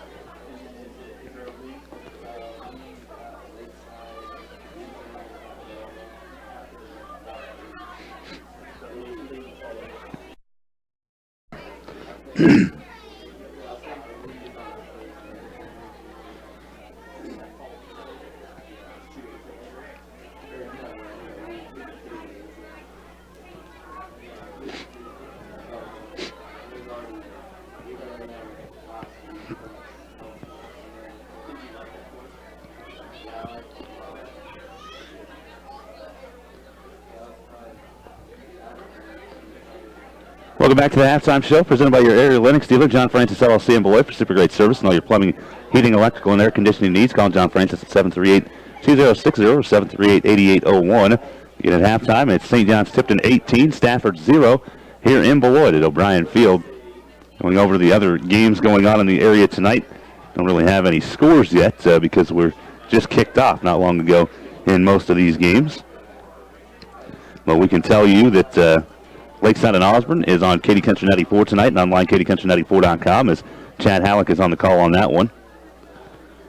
Again, that's this evening on Katy Country 94, Lakeside and Osborne in 8-man Division 1 District 4 action. Osborne is 2-2, 1-1 in the district. Lakeside 0-4, 0-1 in district play going into that one this evening. Big game in 8-man Division 1 District 4 up in Mankato tonight. Rock Hills and Hanover both undefeated at 4-0. As Hanover's 1-0 in the district, Rock Hill's 2-0 after their win last week over Wakefield. So that one right there would be a win for whoever picks up the win tonight. Will definitely be a leg up in the district in 8-man Division 1 District 4 with Hanover and Rock Hills tonight in Mankato. Also in that district, Lincoln is hosting Wakefield here this evening in 8-man Division 1 District 4 action. In the same district as St. John's Tipton, Thunder Ridge is opening district play tonight against Otis Bison. Cougars are 4-0. That's in Kensington this evening. Also in district play in 8-man Division 2, Sylvan Lucas hosting Tasket and Chase at Wilson. Pike Valley is at Blue Valley Randolph tonight, and Southern Cloud is hosting Lynn in Northern Plains League district play as well in 8-man Division 1, or Division 2, District 1 here this evening. Big game on Nckssports.com tonight. The Beloit Trojans taking on the Southeast Saline Trojans in a matchup that could and possibly will decide an NCAA League championship. It's looking like that as the season goes along. Beloit at Southeast Saline tonight in Gypsum. Again, you can hear that game or watch that game on the video stream at Nckssports.com on the Beloit Trojan channel here this evening. Play tonight. It is Ellsworth at Minneapolis, Russell hosting Southwestern Heights, and in district play in 2-1A, Sacred Heart at Sedgwick. The Smith Center Redmond opening district play tonight in Class 2-1A as they're at Republic County in Belleville. In Mid-Continent League action, also Ellis hosting La Crosse, Plainville at Norton, Oakley hosting Leota, Phillipsburg at home against Bennington in district play in 2-1A, TMP hosting Cimarron, Hill City at Clifton Clyde tonight, Stockton at Quinter, and Trigo at South Gray in the 8-man ranks tonight in the Mid-Continent League. I'm hoping Hill City got out there in time. I was coming over here to Beloit and I saw their bus pulled off at that at the intersection there in Glen Elder on the east side of town. So hoping they made it out there in time because maybe they just had to make a quick stop. Everything was fine. But Hill City and Clifton Clyde tonight, a pretty good trip for the Ringnecks here in 8-man non-district action here this evening. So those are the other games that are going on in our area tonight. As the night goes on, we'll try to get some scores from those games. And then also we will have the local high school football scoreboard show coming up at 10:05.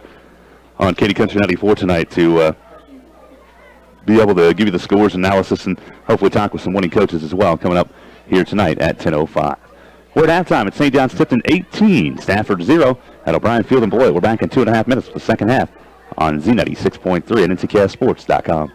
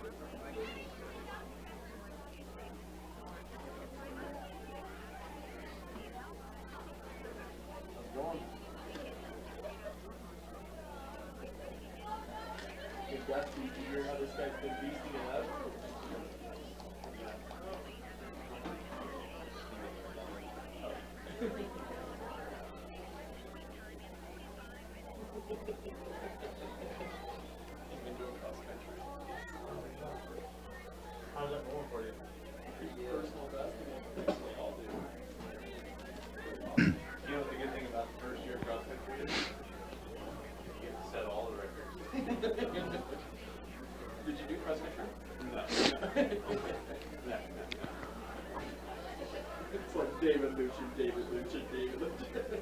I must have been a beast last year. Well, it was on our first year, but yeah. I tried football, but Keith and Todd over here were too rough on me. Oh, yeah. So I decided to go ball on it. And I decided to play golf. It was a lot less stressful. What position were you I think most of the time I was too worried about what was going on after school. Didn't get my homework done. So I thought it was more than I had to play football. Oh, yeah.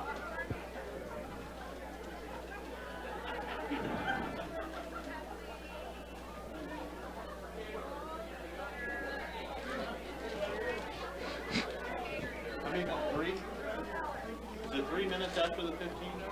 Yes. Okay.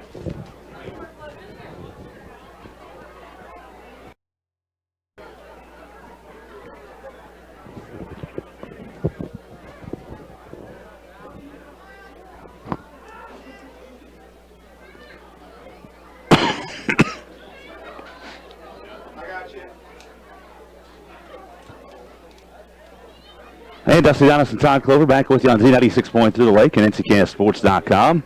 Halftime show again was presented by your area Lennox dealer, John Francis LLC in Beloit. Pacific Great Service and all your plumbing, heating, electrical, and air conditioning needs. Call John Francis 060-738-8801. Phillipsburg was already up 16-0 on Bennington early in their game tonight in district play. And also Sedgwick jumped out to an early 6-0 lead on Sacred Heart tonight in 2-1A district action. Again, we'll keep you up to date on all the other scores in the area. You can chat Alec on Katy Country 94 tonight with Lakeside at Osborne.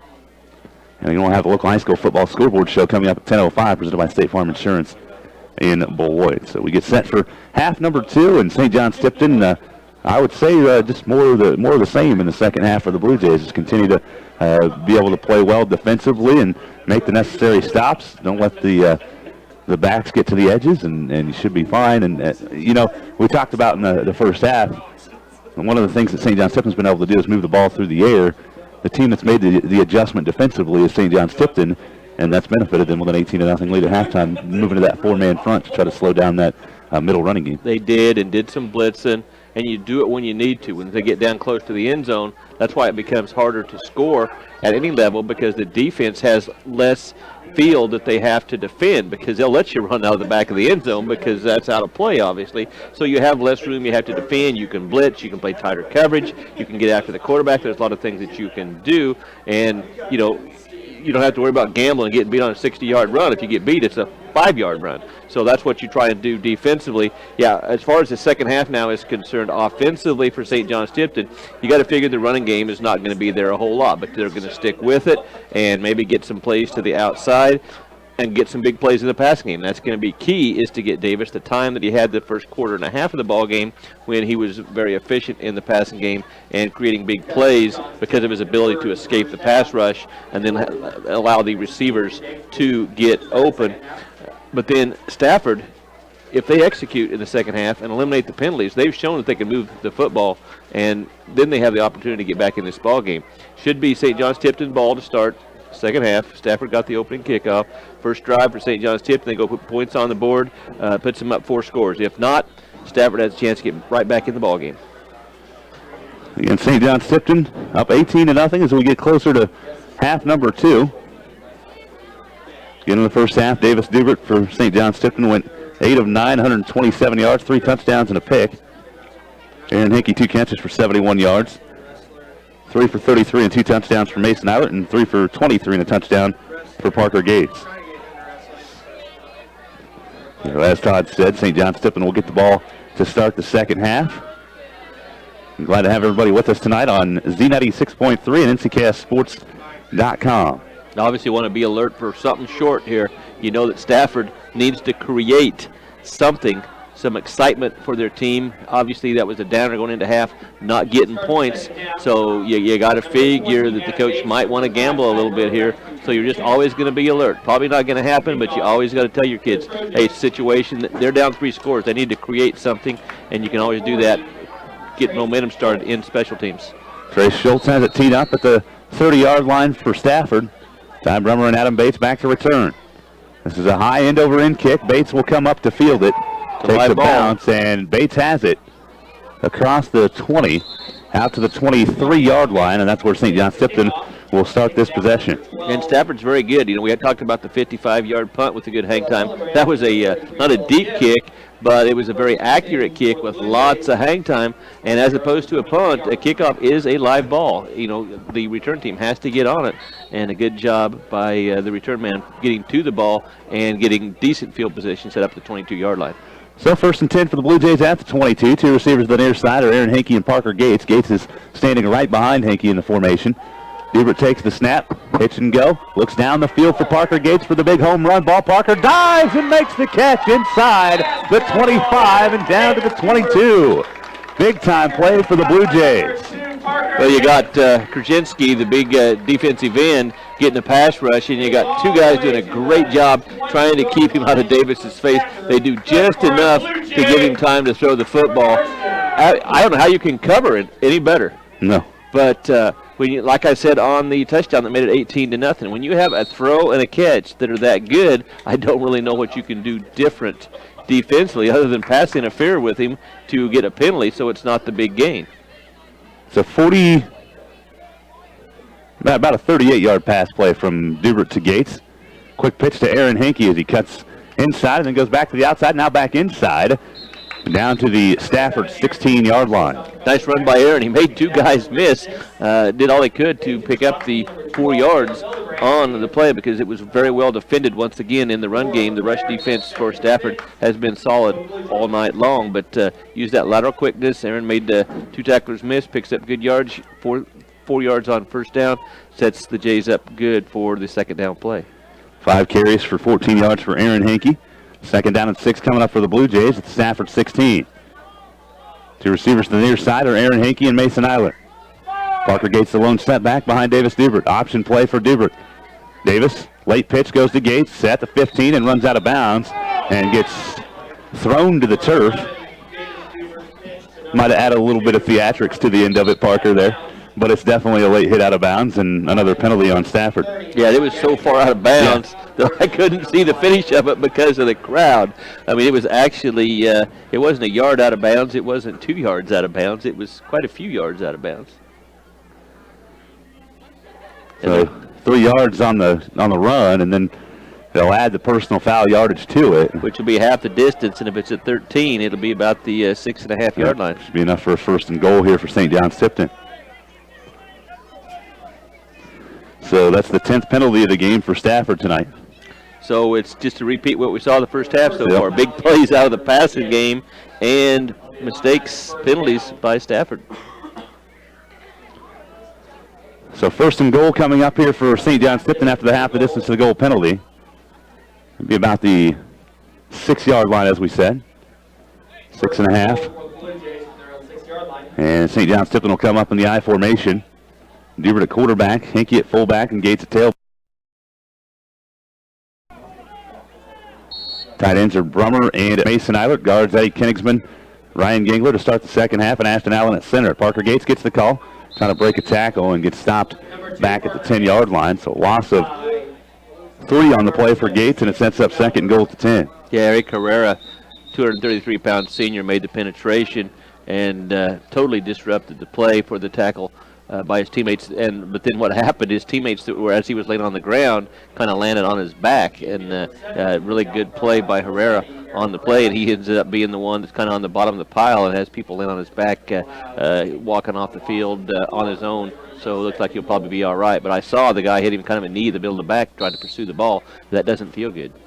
So 2nd down and goal at about the 10 here for St. John's Tipton. High formation again behind the quarterback, Davis Dubert.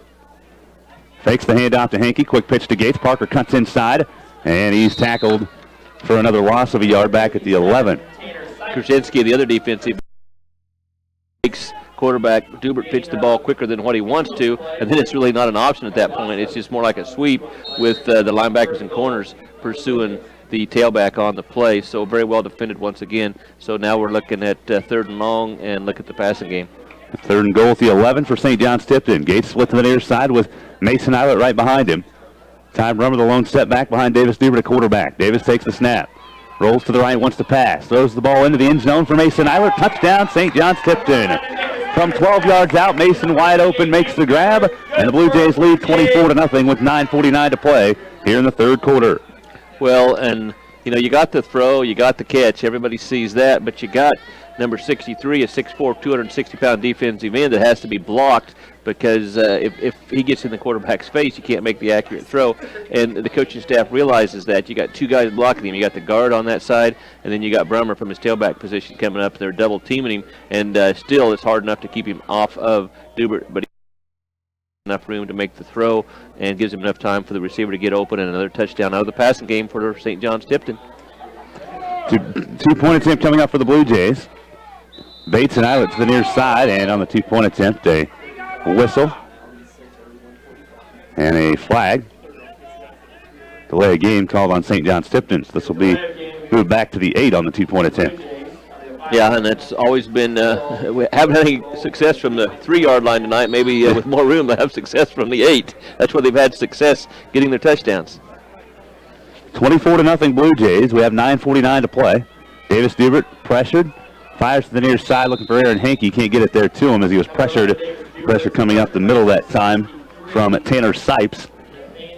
And it's a 2-point attempt that fails again for St. John's Tipton. Yeah. 9:49 to play, 3rd quarter, 24-0 Blue Jays. Back in 60 seconds on Z96.3. No good. With 9 minutes, 49 seconds remaining in the 3rd quarter, St. John's Tipton 24, Stafford 0.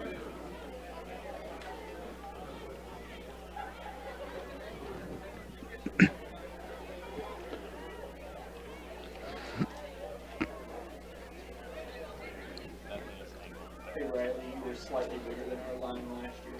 Like, combined than our line this year compared to you. Yeah. We lost quite a bit of weight off our line. Yeah. Michael, you. I was listening to the game and one day it was like Cale Duke starting to center. I was like, okay.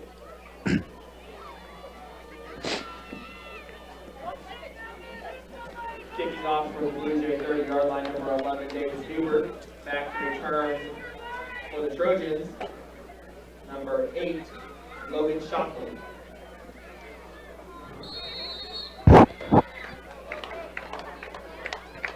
St. John's Tipton leading 24-0. And a kickoff by Davis Dubert goes in and out of the end zone for a touchback for Stafford. They'll start 1st and 10 at their own 15 with 9:49 to play in the 3rd and a 24-0 lead for the Blue Jays. He's just getting that leg warmed up on those kicks. That was, I believe, his best one of the night. Had plenty of room to get that past the end zone for the touchback, setting up Stafford at the 15-yard line. And Stafford is a team that you can see is a good football team, matches up fairly well with St. John's Tipton, just not well enough with the pass defense, and they just had too many mistakes to put points on the board. They were moving the football, but lots and lots of penalties. When you're in double figures in penalties at the start of the 2nd half with lots of major ones, that's not good. 1st and 10 Stafford at their own 15. Shockley sending the running back in motion. Ty Brummer trying to strip the ball out of there. And no gain on the play. It's actually a loss of 3 back to the 13, or the 12 there on the handoff that goes to Josh Hart. Yeah, and Stafford's pretty much got away from the power run game, which they were so successful with early in the ball game, and they're going lateral and doing the passing, and I still think their strength is to run the ball straight ahead, but they've got away from that. 9:19 to play here in the 3rd quarter, 24-0 in favor of St. John's Tipton. St. John's Tipton's done a good job, and we've mentioned this a couple times, of mixing up the defense a little bit. Different fronts, different blitzes. 2 receivers to the near side for Stafford. Shockley in the shotgun. He sends in motion Aguilar. Pressure comes and intercepted by Mason Eilert at the 7, and he walks into the end zone for the touchdown. The penalty flag that comes in late. It's going to be a hit on the quarterback. He was kind of jumping up on the pass rush to try and deflect the pass. Probably going to call contact to the head. That's something that they're going to call at this point. I really didn't see much there, but anytime there is contact to the head, you have a chance of getting something called. So right now it's a 7-yard interception return for a touchdown for Mason Eilert, but we'll wait and see Yeah, it's not going to stand what's going to up. happen here. Great pass rush by St. John's Yep. Tipton. So it is a personal foul and a face mask on St. John's Tipton. So they'll move that from the spot of the foul. 15 yards, and Stafford will keep the possession. Yeah, that's a situation where you're rushing the quarterback. I knew there was contact around the head. I didn't have a good enough view to see. It's a long ways down there towards the end zone. If there was contact with the face mask, official standing right there, makes a good call, and just takes away a huge play for Mason. But the reason the play's there for Mason is because of the great pass rush. The quarterback is forced to throw the football. So Stafford will have 1st and 10 now at the 22-yard line, their own 22. 24-0 lead for the Blue Jays with 8:55 to play here in the third quarter.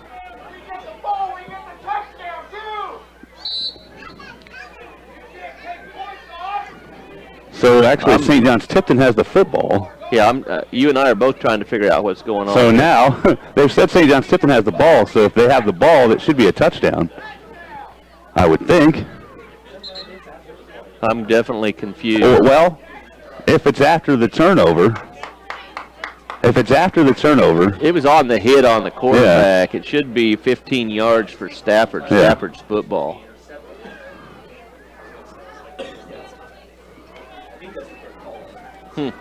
Interesting. Yeah, so apparently what happened was they called the penalty after the turnover on the interception, and they've taken it off and marched it off at 15 yards where Mason intercepted it. Yeah, Brummer was hitting him on the score. Yeah, Brummer was hitting him on the throw. That's hitting him as he's throwing. Yeah. I don't know. I'm at a loss on that one, but St. John's Tipton will take it. And now more confusion. Coach Christine's still not satisfied. I think he called timeout. He's going to his rule book. We spent, I was actually on the other sideline quite a few years ago with Coach Christine because we were actually coaching the visiting team in town here, and the ref didn't have a rule book. He said, I do, and we took 15 minutes to figure it out, and the refs finally figured out that Keith was right because he showed him in the rule book, but they're not going to allow it at this point. So St. John's Tipton will have the ball 1st and 10 at the Stafford 22. Davis Dubert takes a snap and wants to pass. He rolls to the right, throws to Aaron Hinkey, who's wide open at the 20, to the 15-10, cuts back inside to the 5, and inside the 5, and a face mask penalty will come in at actually inside the 10 down to the 6 is where Hinkey got the first down on a pickup of 14 on the pass play, and they will add half the distance here on the face mask for Stafford, I think anyway. Stafford is decided to try and get some pressure on Davis with some blitzes. So what's going to happen is you're going to get some quick passes out into the flat, maybe to some running backs, and there's nobody to cover them because the people that are supposed to cover them are the linebackers, and they're the ones that are blitzing. That's why you saw in that situation absolutely nobody was around Aaron because Hinkey is the receiver in the flat as a running back that nobody's covering because he's on a blitz. So there is nobody there to cover him.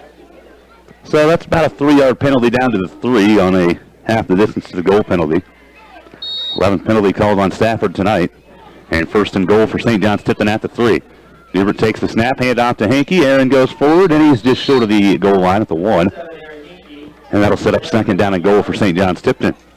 Yeah, this would be nice for St. John's Tipton with their rush offense to not have to throw the ball here at point-blank range from about the 2-yard line. You'd like to be able to go ahead and run the ball in, but Stafford, as we said, they're physical and they're big up front, and they do a good job with their rush defense. 24-0 Blue Jays. As Dubert steps under center with Parker Gates the lone setback. Hinkey and Brummer the near side. 2nd goal inside the 2. Davis, quick pitch to Parker Gates. Gates cuts inside, dives to the end zone. Touchdown, St. John's Tipton.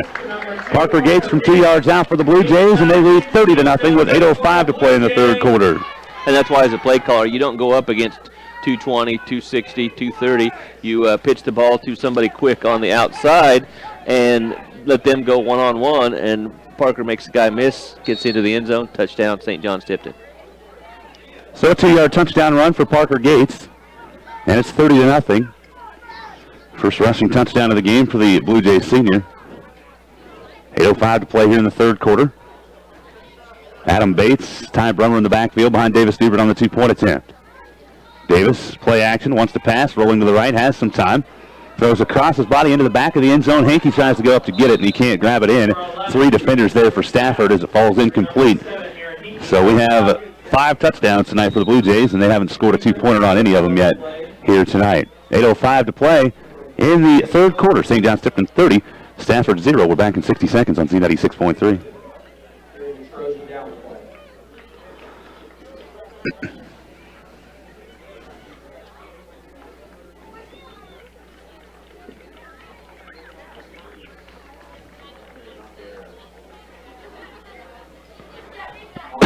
Play number 8. Logan Shockley. With 8 minutes, 5 seconds remaining in the third quarter. St. John's Tipton 30, Stafford 0.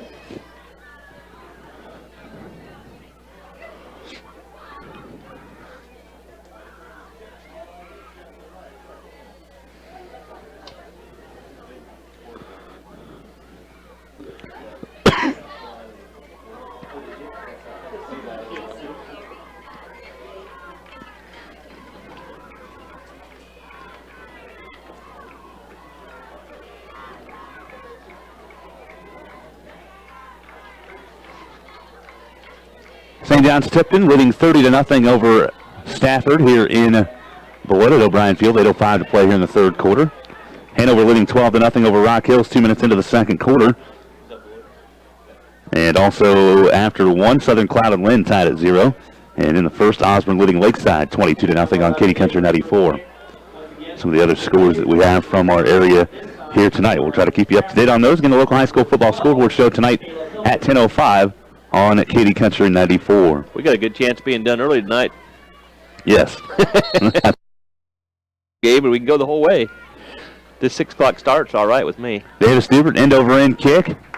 And that's going to take a bounce to one and roll into the end zone for the touchback. Southeast of Salina Beloit, no score at the end of one. And I'm reading that Smith Center is trailing Republic County 14-0 after one. And we talked about that last Yeah. year. You remember what we talked about? You got a coach that's used to knowing how to defend that offense, and they Yep. gave him fits last year. And I believe Wade also mentioned coming off of that huge win. So 14-0 Republic County leading Smith Center after one quarter tonight. Early. Early, very early. That's the key. Stafford has first and 10 at the 15-yard line. Split backs behind their quarterback, Shockley, who fumbled the football. Actually, Shockley's not a quarterback now for Stafford. Out across the 20 to the 24, that was Hildebrand. I think Shockley might have a 2-point attempt there for Stafford. Yeah, just a bungled play, and the quarterback picks it up and runs forward 8 yards. That's why I keep saying, if you're Stafford with your size, quit going laterally and throwing the ball. Just run the ball straight ahead like you did early when you moved the ball.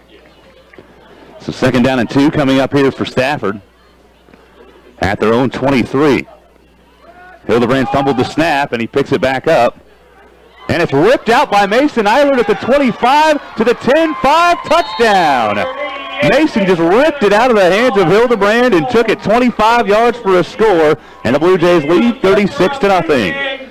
Well, you get the ball carrier stood up. You got 2 or 3 other defenders are there. You teach the 3rd or 4th guy to come in to strip the football. Not only do you strip the football, but you take it out of his hands and race to the end zone for the touchdown. Mason said, "I'm going to get a touchdown one way or the other on defense tonight. If I don't get the interception, pick 6, I'm going to get a strip on the would-be carrier." And that's what he does. 7:24 to play in the third, and St. John's Tipton leading now 36-0 over Stafford. And Davis Dubert will try to kick the PAT. And they're not going to have a chance here. Ryan Gingler is stopped and tackled after he catches the snap. So that's it for that attempt. As with 7:24 to play here in the third quarter, St. John's Tipton 36, Stafford 0. Back in 60 seconds on Z96.3. 7 minutes, 24 seconds remaining in the third quarter. St. John's Tipton 36, Stafford 0.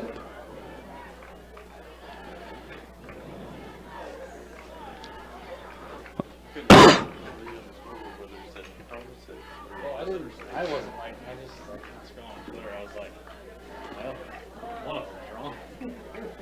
We can blame it on Twitter, maybe. Believe everything that you see on the internet. Yes. I do. Where'd you hear that at? The internet.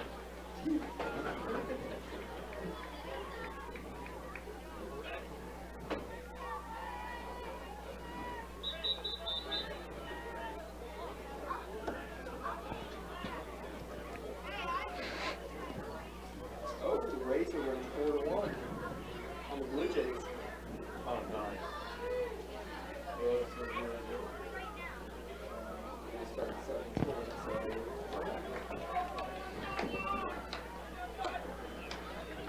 so. Davis Dubers set to kick off for St. John's Tipton. They lead 36-0 over Stafford with 7:24 to play here in the third quarter.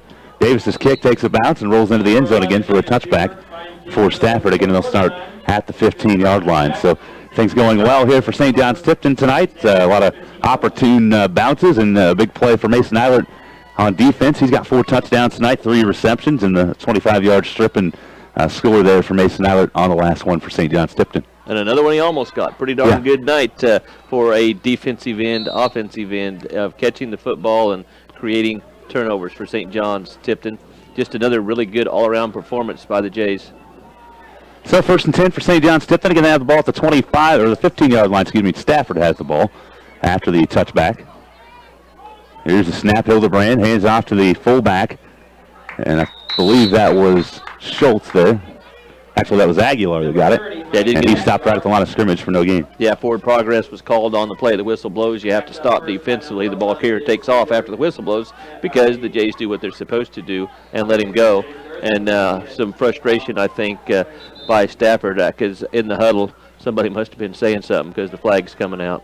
Unsportsmanlike conduct here for Stafford, and that'll be a half the distance penalty.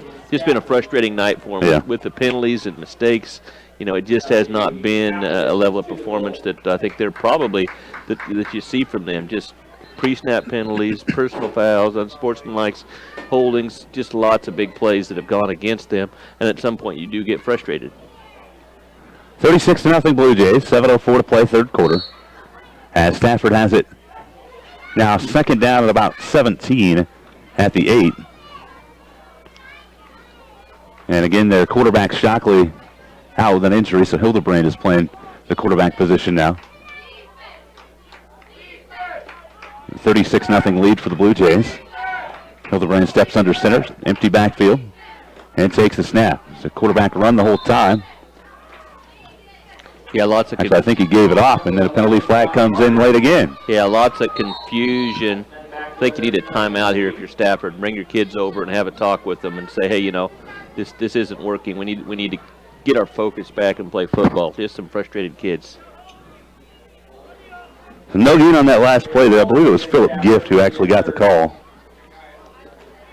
And again, unsportsmanlike conduct on Stafford, and that'll move it inside the 5 down to the 4.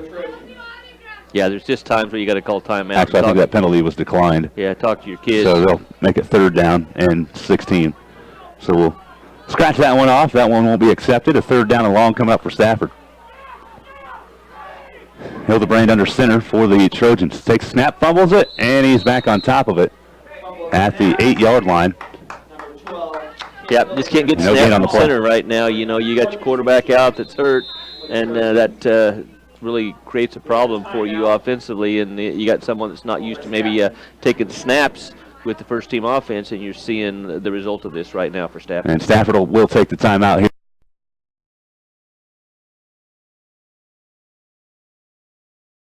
And we're back in 60 seconds on Z96.3.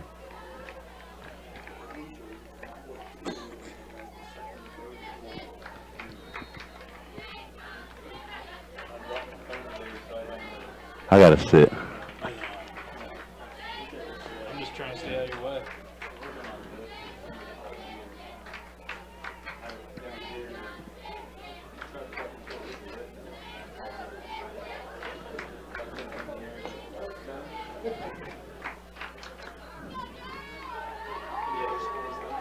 Boyd just tied it at 6-6.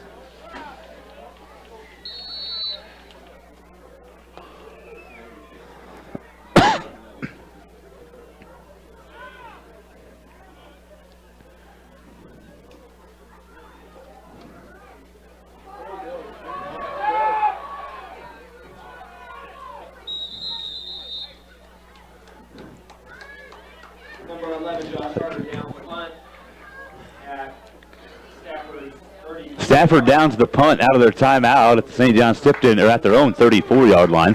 1st and 10 for St. John's Tipton from there. A 36-0 lead for the Blue Jays. Good job on the special teams. 6:21 to play here in the third. By St. John's Tipton. It was a shorter punt, straight up in the air. It was going to land right in the middle of 3 blockers for St. John's Tipton. In that situation, you have a code word, whatever it is, and when you hear it yelled, you sprint to the sideline so the ball doesn't land and hit you, because then it could be a turnover. That's exactly what the Jays did. 1st and 10 Blue Jays. 2 receivers on the near side are Hinkey and Bates. As Davis Duber wants to throw, goes over the middle a little bit high. There was some contact there, but they deem it wasn't early from Schultz. Incomplete. And it's 2nd down and 10 now for the Blue Jays, and that was the first pass that Davis has thrown tonight that wasn't caught by somebody. Yeah, Trace Schultz has had a good night defensively, number 45 now, 203-pound junior for Stafford, physical football player, and you can see he could go sideline to sideline with some big hits in the run game, and then really good pass coverage on Mason on that play. Davis overall 11 of 13 passing, 192 yards, 4 touchdowns, and 1 pick tonight for the Blue Jays. On 2nd and 10, Davis has some time. Out of the backfield, Aaron Hinkey makes the catch. And he's across the 25 and close to the 20. Enough for a first down to the 21. 12-yard pass play from Davis Dubert to Aaron Hinkey. Yep, 6:11 to go in the third quarter, 36-0 in favor of the Jays. And getting more people, that's kind of like against the zone. You like to flood the zone with deep, short, and medium. And that was the medium area with Aaron got hit for the medium gain. Aaron Hinkey starting to get involved in the offense the last couple of weeks. 4 catches from 98 yards tonight. Tight, or a split back set behind Davis Dubert on 1st and 10. Penalty flag comes out. He just tosses one forward to Ty Brummer, who breaks a tackle at the 15. Gets a nice block from Aaron Hinkey to the 5 and into the end zone for the touchdown, but this one is coming back. There's a penalty flag back at the 33-yard line. It's more than likely going to be a hold. Can you get a block of the game on a play that doesn't count?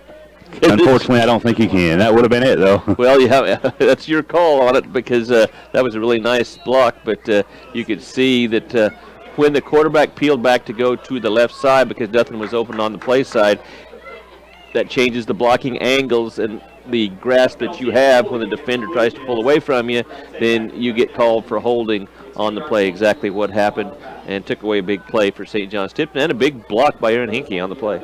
So a 10-yard penalty from the spot of the foul, which was way back at the 33-yard line. So it'll be first down and very long for St. John's Tipton here. They're going to need 31, maybe 32 for a first down. What do you call on 1st and 32? Dive? Look for the screen, maybe. Davis Dubert looking to pass. He wants the screen, throws it to Ty Brummer, and over his head at the midfield stripe and incomplete, setting up 2nd down and 32. Yeah, you had guys downfield, and you had the ball downfield. Timing was off on that play. If you catch the ball on the screen behind the line of scrimmage, your lineman can be downfield, and the linemen were downfield. The problem was the timing was off, and the running back had floated downfield. So the Jays were lucky they didn't have a penalty called on them on that play. I act like I might have seen St. John's Tipton play a few games in the past few years, huh? Yeah, the screen play is usually pretty effective. 2nd down and 32 after the incompletion on the first down play. High formation behind Davis Dubert. Handoff goes to Adam Bates across midfield to the 38. Pick up a 3 on the play for Bates, setting up 3rd down and about 29 for a first down for the Blue Jays. Good defense on the run play once again. Linebacker gets in there and makes the play for just a short gain for St. John's Tipton. And now you got 3rd and long, and here's your play call, Dusty, whatever you want here. I'd say see how far you can throw on a seam pass to number 88. So on the 3rd and 29 play, we have 5:08 and counting to play, third quarter. The Blue Jays lead 36-0. Davis Dubert will step under center with the I formation behind him. Pitch goes to Adam Bates, a halfback pass coming. Bates throws over the middle for Mason Eiler, who makes the grab. Mason trying to break a tackle, and his forward progress will be stopped. And playing well after the whistle that time. Nothing real physical, but something could have been called there. Bates completes it to Mason Eilert, and that sets up 4th down and about 12 now for the Blue Jays. Yeah, that's a good call. You get half of it, and then it gives you a chance with 4th and 12 to get the other yardage back. And yeah, it's a situation where the officials know the kids are frustrated for the defense here because things have not gone well for them. And they'll talk to them and they'll say, hey, let's stop on the whistle. The good officials will do that, and hopefully nothing else happens. So 4th and 12 now for St. John's Tipton. They have the ball at the Stafford 24, 23 we'll call it. 4:08 to play here in the third. Davis Dubert takes a snap. Has time to throw. Throws toward the end zone for Mason Eilert, and it's out of his reach, out of the back of the end zone and incomplete. And a turnover on downs. We'll give it back to Stafford at the 23. Yep, just good enough pass rush. Didn't have time for the receiver to get open. That's good defense by Stafford. 4 minutes to go in the ball game, 36-0 in favor of the Jays. Kind of a slow quarter here. We're still in the third quarter. Yeah, third quarter, and you just don't have any running game going for anybody, so there's not much clock running. That's why we started early tonight. There you go. Nemaha Central leads Holton at the end of the first quarter, 14-7 tonight. Here's a snap that goes to Hildebrand, a handoff to Aguilar out of the backfield. Ryan Gingler makes the stop out at the 29-yard line, a pickup of 6 on the play for Mikey Aguilar for the Stafford Trojans. Trojans blocked very well on the play side. The point of attack right there got good yards, 6 or 7 yards. Get the snap from center here and start running the ball straight ahead. I think they can get back to getting the running game going, because when you're big like that, you've got to wear down a quick defense and see if that run game can get going again. 2nd down and 4 coming up for Stafford. 2 receivers on the near side. Pistol formation for Hildebrand. In the backfield is Gift. In motion, that's Aguilar. And Hildebrand is hit as he hands off to Gift. And a loss of 2 on the play. Sets up 3rd down and about 6 for Stafford. That's because Ty hit the quarterback on the handoff. So when you hit the quarterback before the handoff, it makes the ball drop to the ground. So just really good penetration. Another good run blitz for St. John's Tipton, getting a linebacker into the backfield, getting a hit on the quarterback before the exchange can be made. Stafford has 3rd down and about 5.5 to go for a 1st down. Hildebrand will be in the shotgun this time. Gift to the near side. Hildebrand sends him in motion to the far side. Handoff goes to Gift. He cuts inside and slips and falls on the cut. And stopped right at the line of scrimmage. No gain on the play. Actually lost a half a yard. 4th down and 6 for Stafford. Yeah, you get to this time of night, you can have a little moisture starting to set in on the field. It can be a little slick. If you don't keep your feet underneath your shoulders, you have a tendency to maybe slip and fall on your cut, and that's what happened. So 4th down and a long 5 here for Stafford. Adam Bates retreats to receive the punt from Schultz. Another high punt. Takes a bounce. Bates fields it and gets it across the 30-yard line and out to about the 32, where it's 1st and 10 for St. John's Tipton. Starting their next possession with 2:04 to play in the third, leading 36-0. Schultz, pretty good punter. Gets good hang time on it, good distance, kind of switches the field position a little bit. Still, because couldn't get any offense going for Stafford there, St. John's Tipton is still set up at the 30-yard line, now out to the 33. Just moved it forward 3 yards. So 1st and 10 for St. John's Tipton. Again, leading 36-0. 4 touchdowns tonight for Mason Eilert, 3 through the air, and a fumble return, a strip and score. Parker Gates with a reception for a touchdown and a touchdown run tonight for St. John's Tipton. 1st and 10 Blue Jays. Quick pitch goes to Adam Bates. Bates gets out to the 34. Pickup of 2 on 1st down, setting up 2nd and 8 for the Blue Jays. And Adam, 147-pound sophomore, does a good job of getting wide quick, hitting the hole. We talked about that a few weeks ago when we saw him. I like his quickness with the football. 2nd down and 8 coming up now for St. John's Tipton after the run by Adam Bates.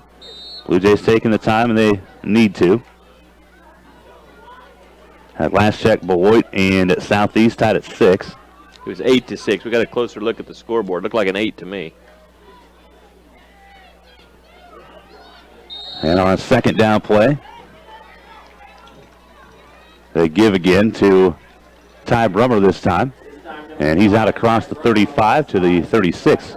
Picks up another 2. It's 3rd and 6 for the Blue Jays. The update I'm seeing is 8-6 at halftime. That would be, 8-6 Southeast at halftime. Good game. Could be for the league Southeast title. Got a safety right before half. Is that what happened? Yep. 2 carries, 3 yards for Ty Brummer tonight. 3rd down and 6 for the Blue Jays. Brummer split this time to the near side as Dubert sends him in motion to the far side. Couple play action fakes. Davis has time to throw. Looks down the field for Drake Key and overshot him on the near sideline. Pass incomplete. And that sets up 4th down and 6 now for the Blue Jays. Yeah, Drake kind of lost his speed as the ball was coming, and coach is telling him, keep doing your running and run through the ball on the catch. Sometimes you see that with your inexperienced receivers, is that they lose their speed, and it makes like the ball looks like the ball's overthrown. At least when I was throwing, I always said that was the case when I overthrew the ball.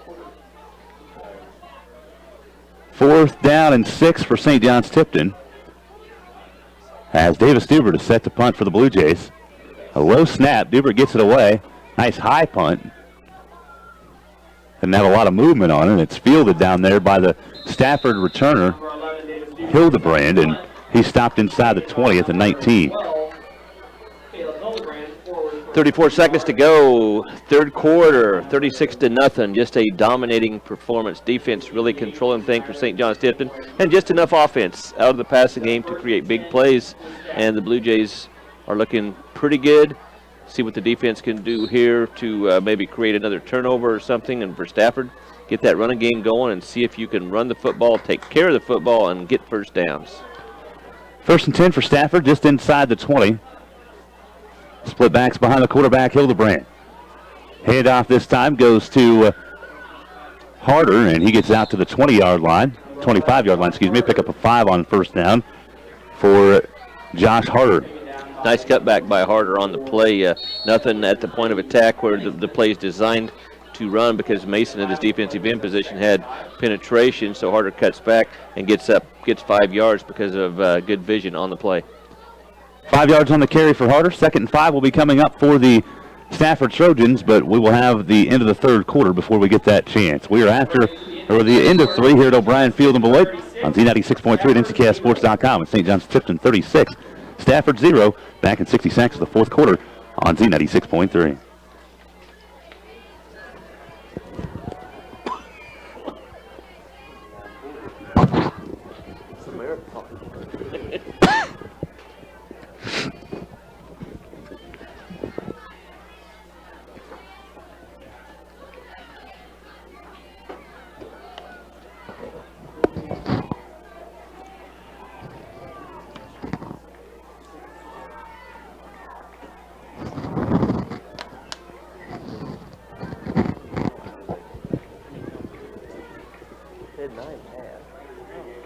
Probably about 14.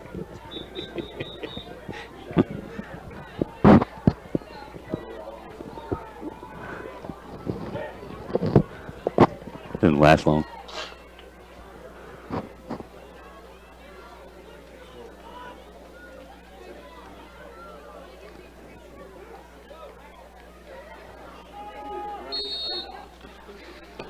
Ready for the 4th quarter. St. John's Tipton leading Stafford 36-0 here in Beloit at O'Brien Field.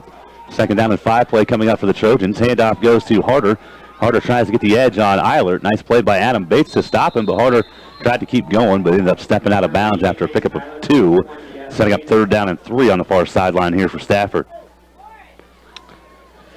Good pursuit defensively. Only pick up about a yard. Going to bring up 3rd down.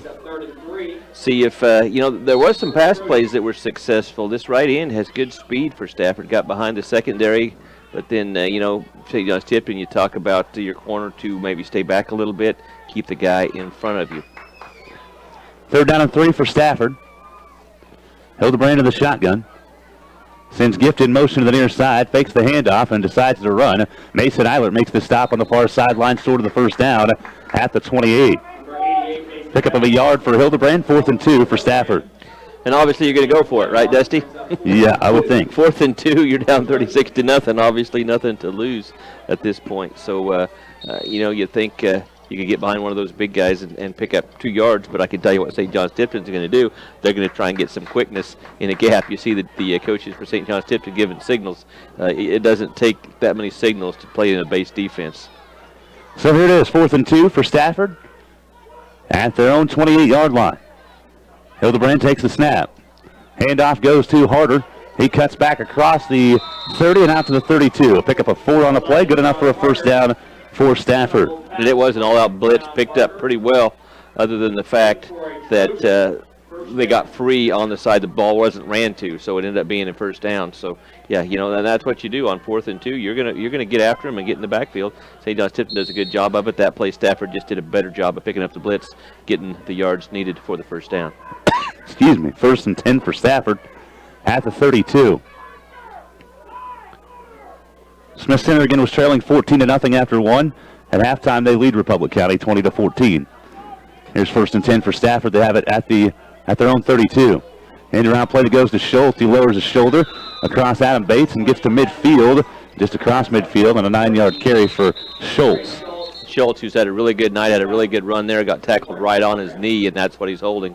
Hopefully just a bruise or something. He's a good football player. Hope he's not hurt. He is in some pain down there on the field for Stafford. You can clearly see that. 11-12 to play. We'll call it an 8-yard pickup on the first down run for Schultz. We'll go ahead and take a timeout. We're back after the break on Z96.3.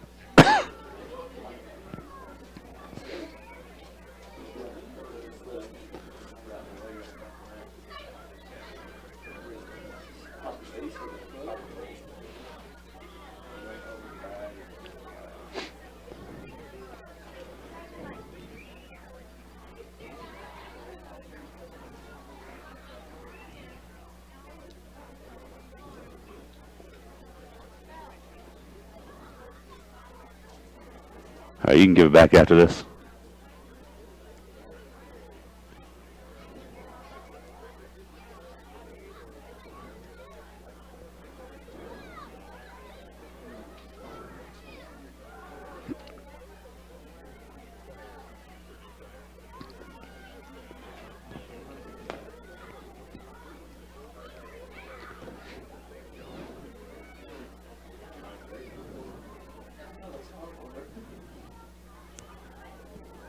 And Dusty Dennis back with you here on Z96.3 The Lake and Nckssports.com. Along with studio engineer Jelly Sullivan, our videographer Riley Gates tonight, and Todd Clover, color commentator here this evening. We thank everybody for helping out with the broadcast this evening. Pseudo good news for Stafford. Trey Schultz is off the field. He is in the cart here and will be wheeled off the field for Stafford. So a tough break there for the Trojans. And as that was happening, a tough break up in Mankato for Rock Hills. They trail 20-0 now to Hanover, and Arrow Durant had a broken arm on the last possession for the Grizzlies. So it's definitely this year's injury situation has just been a little bit more than normal, it seems like. And it sounds like there might be another one that we don't know a lot about for sure yet, so we won't say anything about it. But injuries have just been a problem this year. It's been for a lot of theme teams. this year, and it's a theme that you never like to see. It doesn't matter if it's the team you're supporting or the opponents. You want everybody to end the game healthy, and that's just seems like every night we have them, and they're serious injuries, and it's not good. Norton's had injuries. It's affecting them. It's just a lot of teams are going down with injuries. Looks like we're back to football. Yeah, it's been a theme for Lakeside, and they trail 54-0 late second quarter to Osborne tonight on Katy Country 94. They fake the end around, a keep for Hildebrand as he takes it straight forward for Stafford. Has enough for a first down, and he's tackled from behind by Ty Brummer inside the 30 down to the 28. A pickup of 13 on the run play for Hildebrand. Yeah, got through the hole quickly. It was good penetration up front by St. John's Tipton, but faked it to the right side and then it was kind of a counter play to that sweep, and then a good yards for Hildebrand on the play. One of the better run plays tonight. It's about 13 yards on the play. Hildebrand to the pistol formation for Stafford. Two receivers to the near side. Going in motion to the far side is Aguilar. Aguilar hit right as he gets the ball, but breaks off the tackle of Ben Towner and drives his way out of bounds for a pickup of maybe a yard or two on the play when it looked like he was going to lose two. What you like to do against that fly sweep is blitz your monster to the side that he's going to get the handoff and run the ball. So if he starts on the right side going left, you're going to blitz on the other side and hit that gap, and that's exactly what the defender did for St. John's Tipton on the play, just didn't wrap up. So second Nate coming up for Stafford. 10:43 to play here in the ball game. It's 36-0 in favor of St. John's Tipton. The pistol formation, two receivers to the near side. Again, Aguilar in motion to the far side. They fake to Aguilar and give to Gift out of the backfield, and he's tripped up by Aaron Hankey and gets across the 25 down to the 24. It's a pickup of 3 on the play for Gift. Aaron's had a pretty good night defensively. Had some good plays in the passing game. He's usually pretty consistent for St. John's Tipton on both sides of the ball. Aaron this season is the leading tackler for the Blue Jays with 43 tackles, 4 for a loss. Had an interception return for a touchdown in the season opener against Hill City. He's, like Todd said, been a solid player on the defensive side for the Blue Jays this season. Third down and 6 coming up for Stafford. Again, on the pistol is Hildebrand. Sends his man in motion to the near side, Aguilar. Hildebrand rolls right and wants to pass. Throws down the field over the top. It's caught in the end zone for a touchdown for Stafford. Making the grab is Jacob Foster for the Trojans. There's a penalty flag down back at the 31, though. They wave the penalty flag off. The flag is waved off. 24-yard touchdown pass. They threw the from flag to Foster. Threw the flag on the blocker for Stafford, and the blocker goes up to the official and made a pretty good argument, evidently, in his defense. Never know that I've ever seen a kid argue and say, no, I didn't actually do what you called, and the official picks up the flag and waves it off. So that's interesting. I tried to do that a lot in the years and never had any luck at all. I think I made the situation worse. 24-yard touchdown pass from Hildebrand to Foster. 2-point attempt, and knifing into the backfield to stop Gift was Aaron Hankey. So the 2-point attempt fails. And with 9:56 to play in the game, it's St. John's Tipton 36, Stafford 6. Back in 60 seconds on Z96.3. 9 minutes, 56 seconds remaining in the fourth quarter. St. John's Tipton 36, Stafford 6.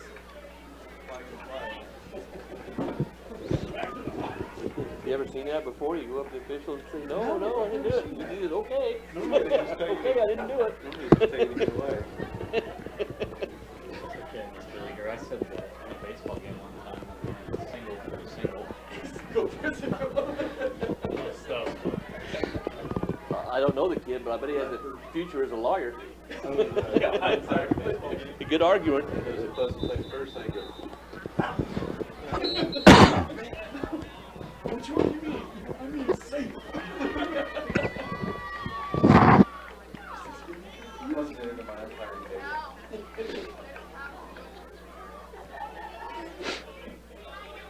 Back to return the kick for the Blue Jays, number 20, Adam Bates, number 5, Ty Brummer.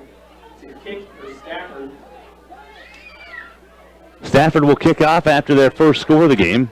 Blue Jays lead 36-6. Number 6. 9:56 to play here in the ball game.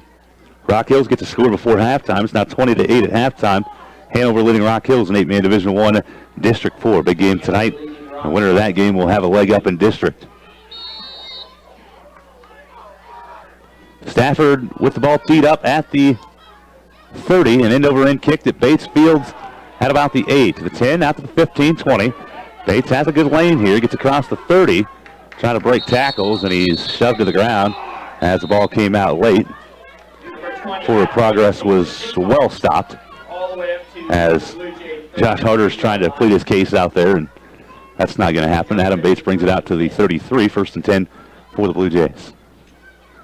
Thunder Ridge trailing Otis Bison at halftime, 38-0 tonight. Bison leads Thunder Ridge 38-0 at the half. It's a game obviously the Jays are interested in, right? Yep. Couple weeks, it's going to be a big game.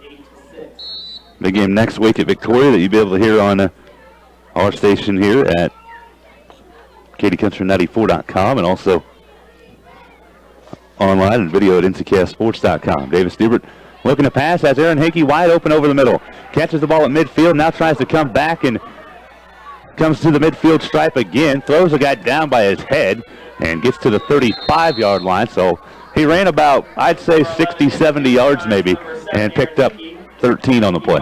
Not sure where Aaron was going on the play initially when I saw his where he was going, but Aaron knew what he was doing all along. He picked up good yards on the play, found his blockers. So really good play, and I guess that's just what you call good vision. That or luck. I'm not sure which it was for Aaron on the play, but really getting that extra receiver out with trying to get the pass rush by Stafford, getting the guys out of the backfield that are open, and Aaron's been open every time. 111 in receiving yards now tonight for Aaron Hankey. 1st and 10 for the Blue Jays at the 35 of Stafford. Hankey gets the call on the ground this time. It takes it down to the 33, a pickup of 2 on the play. 7 carries for 17 yards for Hankey on the ground. Because we're going to be under 9 minutes the next time St. John's Tipton snaps the ball, 36-6. The Jays are in the lead. Just a really good performance overall. Special teams been pretty good. The passing game has been great for St. John's Tipton. Really big plays, real consistent, and then the defense obviously just gave up their first points of the ball game a while ago. 2nd down, a long 8 coming up for the Blue Jays. Davis Dubert with the I formation behind him, takes the snap. Fakes the fullback and now pitches on the option. A penalty flag is out as Adam Bates is knocked out of bounds at about the 26-yard line. And again in the area where you're probably going to see a hold on St. John's Tipton. Yeah, that's that lateral play, right, Dusty? Yep. You go laterally, the defense is going lateral. You have a tendency to grab people instead of keeping your arms inside. That's the problem with going wide. Of course, the reason you go wide is you want to get the corner and get the big play. So 2nd down, and it'll be about 18 for a 1st down now for the Blue Jays. They have the ball at their own 37. 8:39 to play in the game. A 36-6 lead for the Blue Jays. St. John's Tipton looking to improve to 4-1, heading into district play next week at Victoria. Hard to believe, but we are over halfway through the 2015 season. When we kicked off second half, Yep. regular season was over half over. Again, 2nd and 18. Dubert sends Ty Brummer in motion to the near side. Throws over the middle, just a pop pass to Mason Eilert, who gets across midfield to the 39. Pickup of 4 on the play, and a 3rd and 13 coming up now for the Blue Jays. Mason's a nice target when he just pulls up. In that when you say pop pass, you just go forward as a offensive end and turn around about 6 yards and present yourself to the quarterback. And the quarterback's hard to miss, a kid that's 6'3" with long arms. So 3rd and 13 coming up for the Blue Jays. Clock continues to run as we'll be near 8 minutes on the next snap. 2 receivers to the near side are Mason Eilert and Ty Brummer. Here's a snap. Dubert retreats and wants to pass. Trying to set up the screen. Has some time and will now throw downfield looking for Aaron Hankey. Aaron goes up and can't quite reel it in at the 17-yard line. He had his hands on it. Stafford player there just kind of made him lose concentration just for a little bit. And it falls incomplete at the 16. It's 4th down and 13 for the Blue Jays. A little too much hang time on that. And Aaron made the good adjustment on the play. Come back and got his hands on it. Looked like maybe he was going to maybe break it in. St. John's Tipton again leading 36-6. 7:43 to play in the ball game. Other scores again tonight. Rock Hill's trailing Hanover 20-8 at halftime. Osborne up 54-0 late second. Norton leading 21-14 at the half tonight. I believe they're playing Plainville. So fourth down play coming up for St. John's Tipton. Davis wants to pass, fires over the middle. Catch made by Mason Eilert. Enough for a first down. Down to the 22-yard line. That is a 16-yard pass play from Davis Dubert to Mason Eilert. Yeah, just really maybe the best time we've seen where been able to step up and throw the football. Got his hips in it and really delivered the football. So another 16 for Mason. 82 yards on 7 catches, 3 touchdowns. Davis has thrown for 237 unofficially tonight. First and 10 for the Blue Jays at the Stafford 22. One running back in the backfield is Adam Bates. Davis Dubert running the option for St. John's Tipton. It keeps it. Bowls over the defender at about the 15-yard line. It picks up about 6 on first down for St. John's Tipton, setting up second down and 4. And physical. You like those physical quarterbacks, right? Yes. Finishes off the run and actually delivers the blow.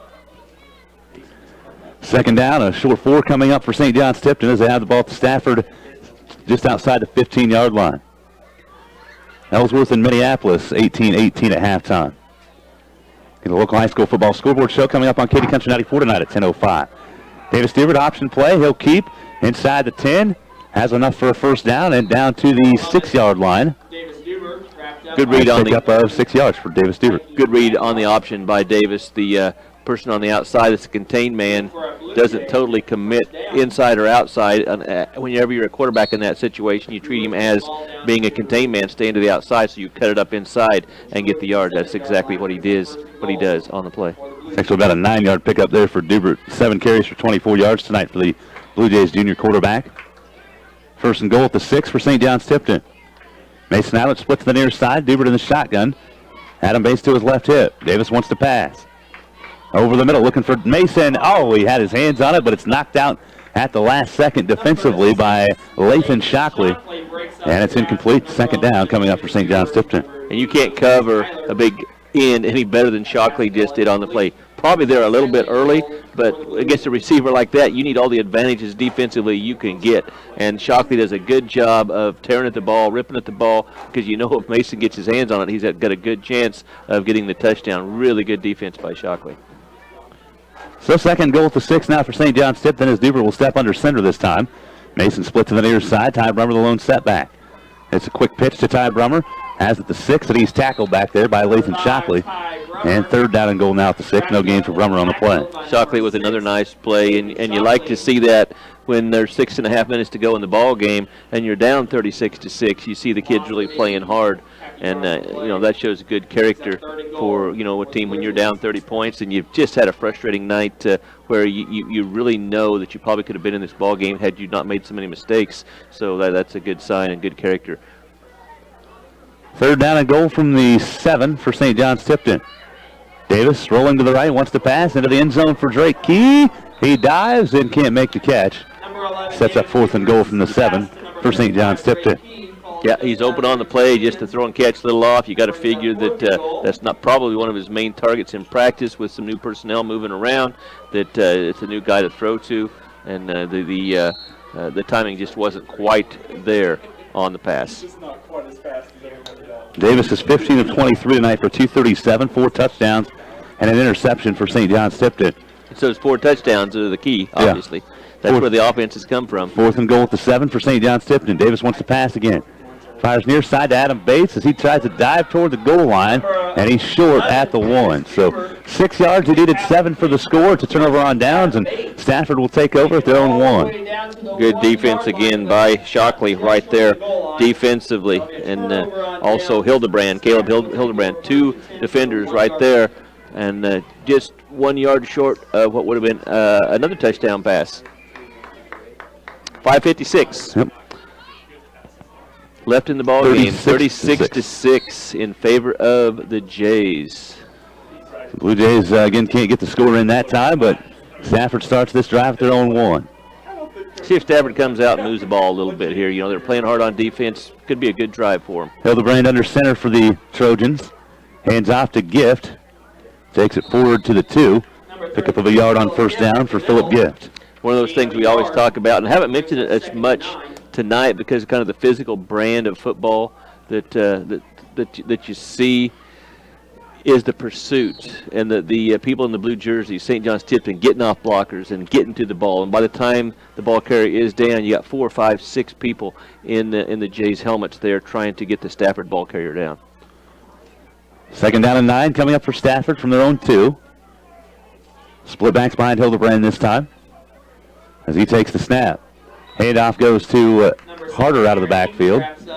And he gets out to the 3-yard line, another yard pickup, third down and 8. You know, Kale's been getting through there, the freshman starting in there in the defensive line tonight, and been real close to making some big plays. He'd probably like to get through right now and see if he can get that football. Shows good quickness. Third down and 8 as we are going under 5 minutes to play at 4:50, 36-6 the score. Third and 8 for Stafford from their own 3. Hildebrand in the shotgun this time. Sends Aguilar in motion, and Aguilar gets the call. Cuts up the middle and out to the 9-yard line. It's a pickup of 6 on the play. Shy of the first down by 2 yards, and it's 4th and 2. Yeah, and here's where, 4th and 2, you're backed up inside your own 10-yard line, but going to call timeout here to discuss what their options are, which I think is to run the ball, see if you can get the first down. 4:24 to play in the game, 36-6. St. John's Tipton over Stafford. We'll take a timeout back in 60 seconds on Z96.3.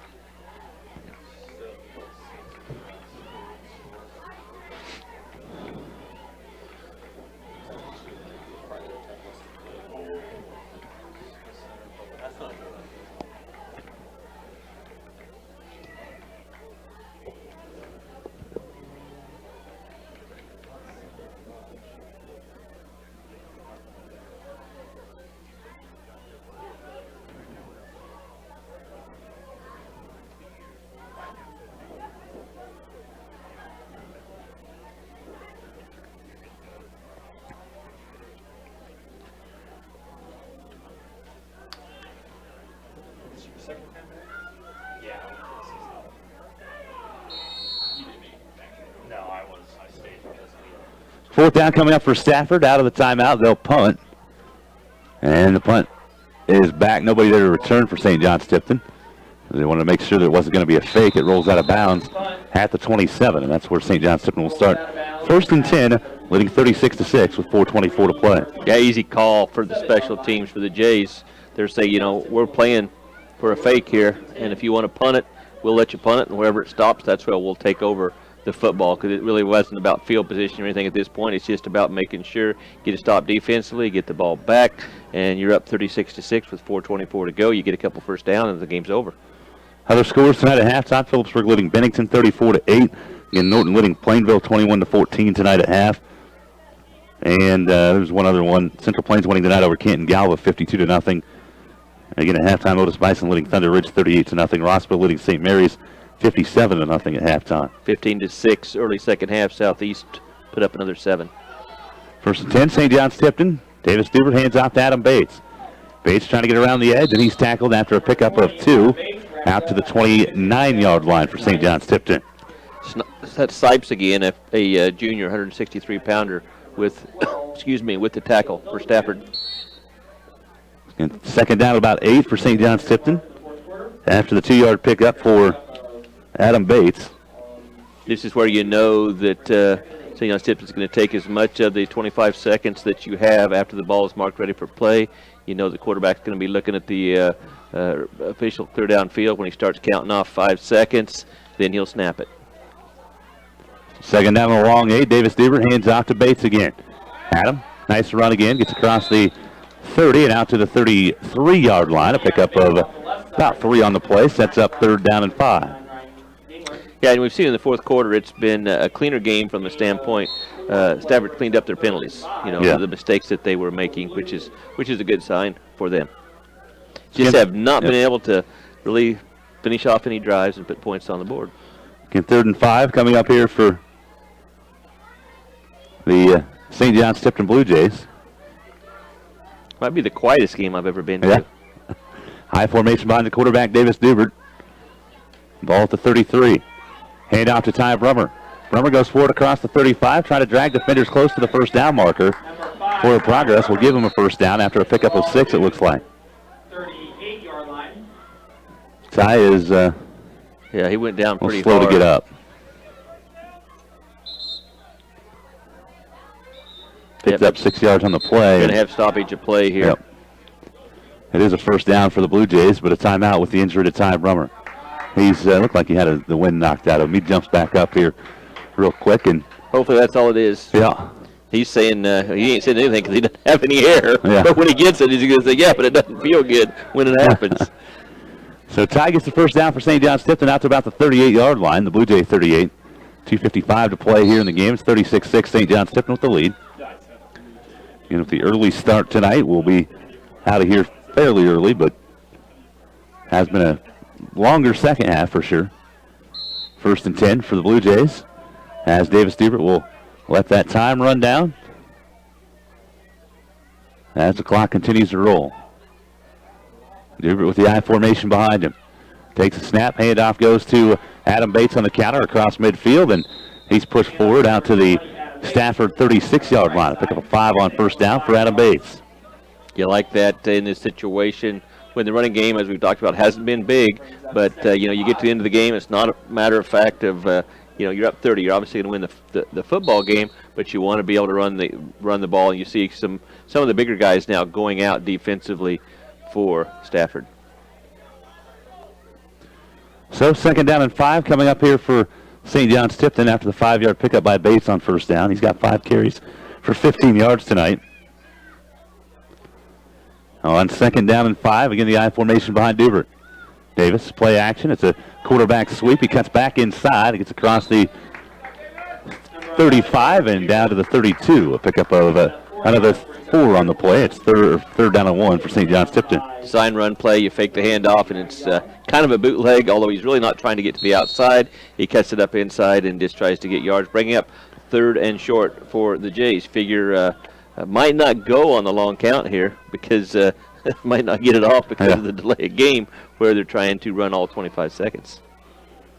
3rd down, about a yard and a half to go for a first down, and we have a penalty flag. I think there was illegal substitution. Broke the huddle with 8. Here's the handoff, and broke the huddle with 9. 9, yeah. I gave you the wrong number. You're supposed to break it with 8. Yeah. The listeners are saying, what's he talking about? I'm not sure why the ball was snapped, but... I was thinking the same thing. If you've thrown the flag, what are you letting clock run? I think they want to leave. They want to let more clock run off, and then they call the 5-yard penalty with the illegal substitution. 9 men in the huddle. 8th penalty of the game for St. John's Tipton. So that's something that they really haven't done a lot of this season. As Davis Dubert will come into the huddle on 3rd down and about 7 now for the Blue Jays.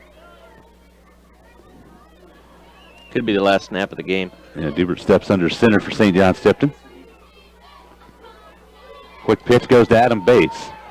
Bates is met by the Stafford defender, and that was Mikey Aguilar making the stop after Bates gets forward progress for 2 yards. It's 4th and 5. Oh, they called timeout. So that won't be the last snap of the game. It would have been Yep. the last snap of the game, but Stafford calls timeout to get the ball back down 36-6 with 44 seconds to go.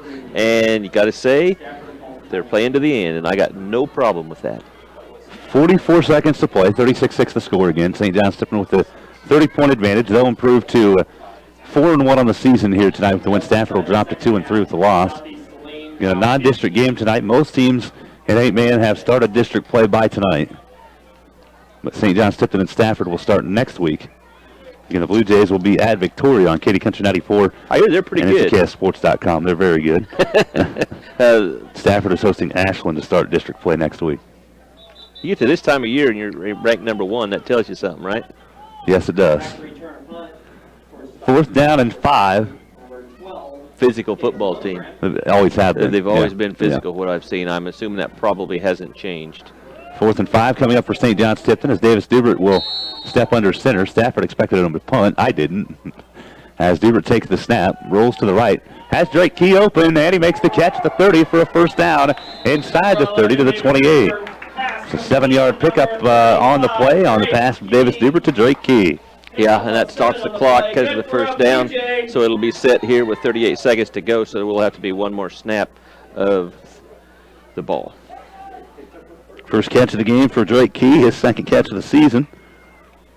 38 seconds to play in the ball game, 36-6 the score. 1st and 10 at the Stafford 29. This should be the final play of the game for the Blue Jays.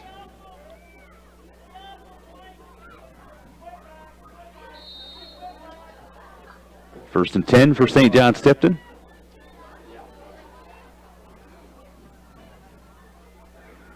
As the clock runs, and they will have to snap it once. It gets below 25, you can snap it. And Davis steps under center. Exactly what Davis was looking He'll for. take the knee, and he knows what he's doing. That'll do it. Number 11, Davis Dubert takes the ball. St. John's Tipton is victorious. They're 4-1 on the season, winning 36-6 over the Stafford Trojans tonight here at O'Brien Field in Beloit.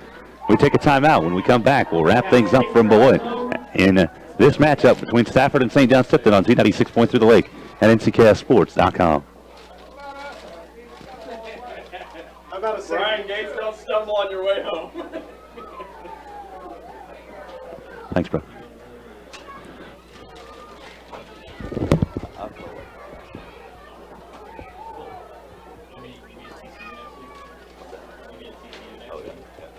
Are you here this weekend or are you going back? I'm going to go back. I'll see you next week. All right. I'll see you Monday, bro. Think about that. Yeah.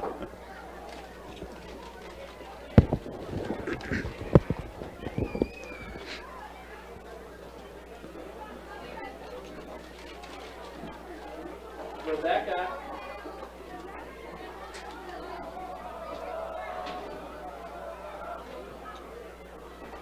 Hi.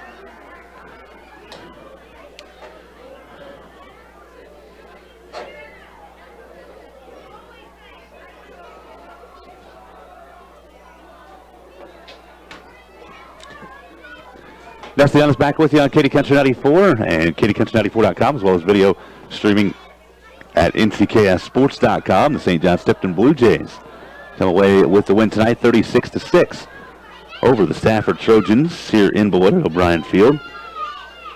St. John's Tipton again winning it 36-6. Jumping out early in this one as they got the first score of the game on a 13-yard touchdown pass from Davis Diebert to Mason Eilert at 8:07 in the first quarter. Run failed, made it 6-0.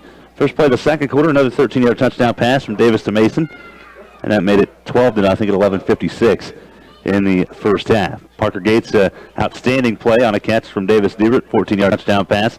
Run failed. It was 18-0 at 5:41 to play in the first half, and that was the score at halftime. St. John's Tipton outscored Stafford 12-0 in the second quarter.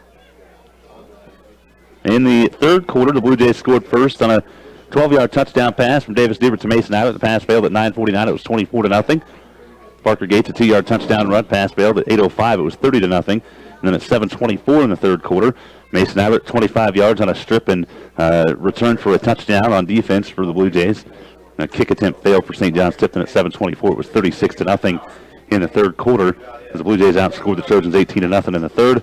Stafford outscored St. John's Tipton 6-0 in the fourth on a 36-yard touchdown pass for the Trojans. They're in that fourth quarter from Caleb Hildebrand to Jacob Foster.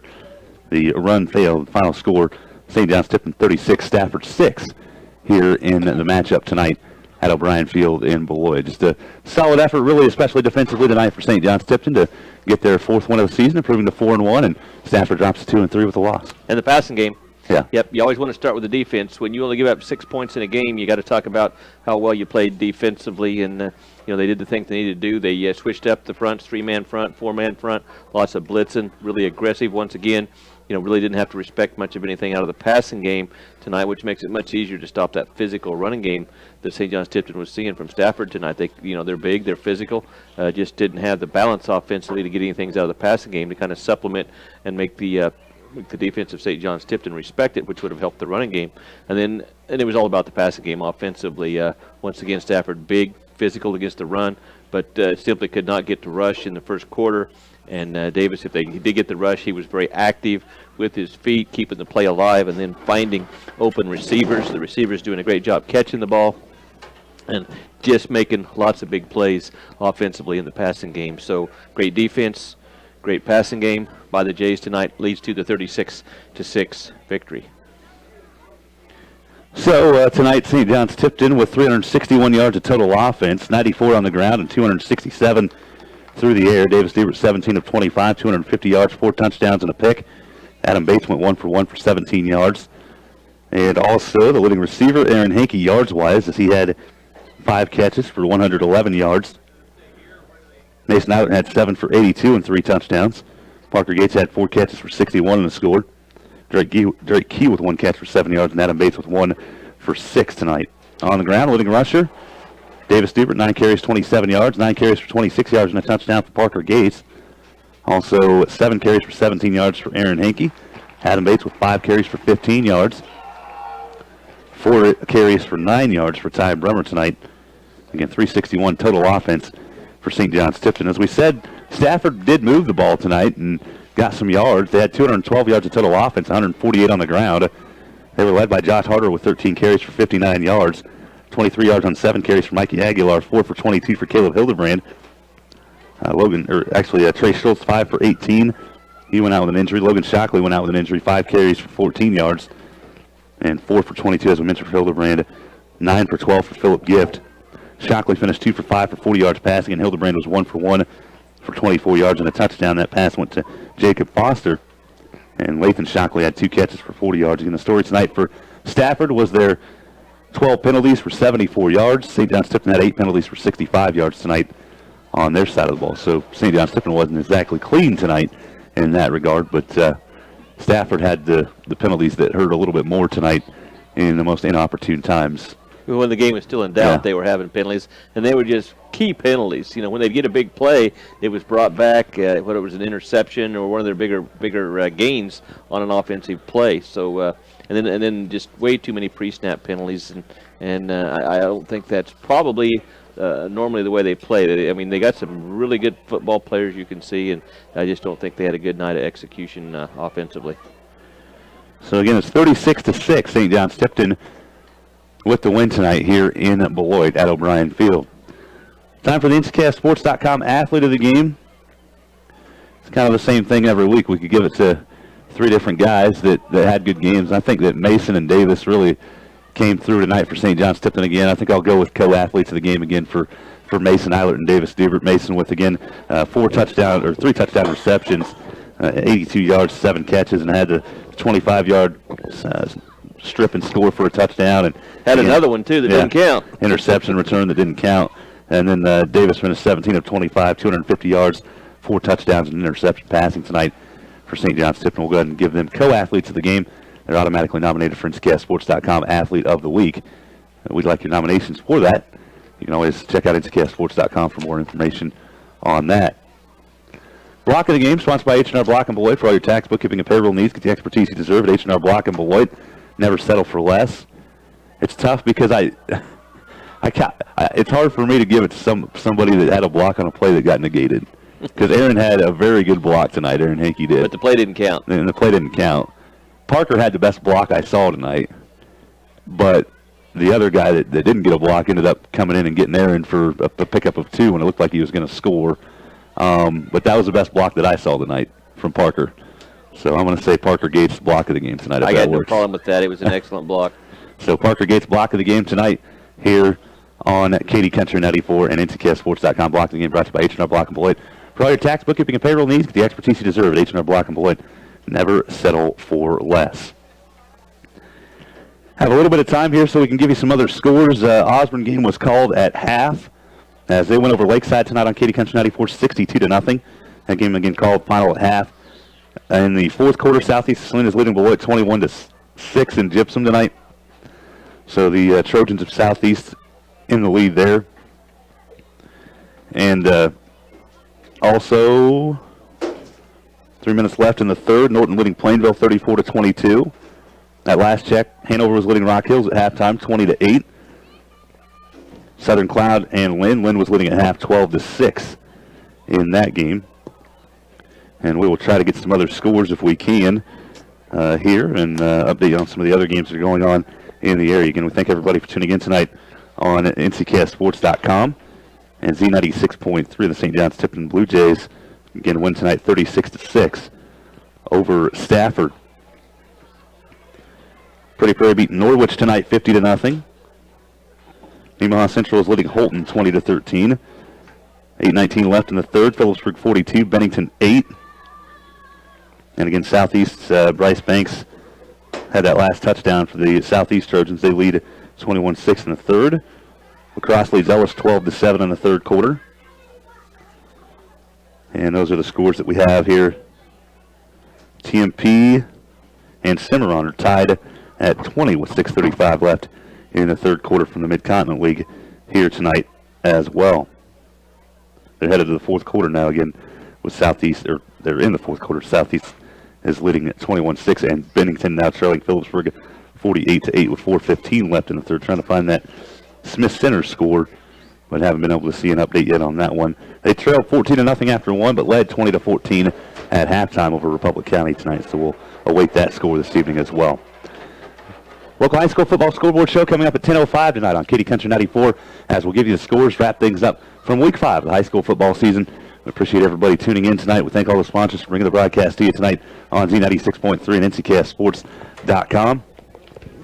They include Fountain Church and Citizen State Agency, First National Bank, Coors Auto Parts, Agmark LLC, Thompson OK Tire, Farmway Co-op, Farmway Credit Union, Cunningham Telephone and Cable, Carrico Implement, S&S Drug and Home Health, Beloit, Simpson Farm Enterprises, Central National Bank, Beloit, Tipton, Mankato, and Glen Elder, Banner Restaurant, Beloit, NCK Tech, and Beloit, Beloit Medical Clinic, Meyer Chiropractic, TGO and Chiropractor, Sunflower Manufacturing, Willow Spring Services, S&S Auto Body in Lincoln, Next Tech, Redwood Chiropractic, and All Things Exterior. We thank all the sponsors for bringing the broadcast to you tonight on Z96.3. If you'd like to see a copy of tonight's game or any game with them throughout the season, give us a call at the station at 545-3220, and we can give you all the details on how you can get a copy of tonight's game.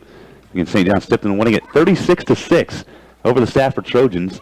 And a big thanks tonight to Riley Gates, the videographer, color commentator Todd Clover, studio engineer Jolie Sullivan. With that, this is Dusty Donna saying good night from O'Brien Field in Beloit.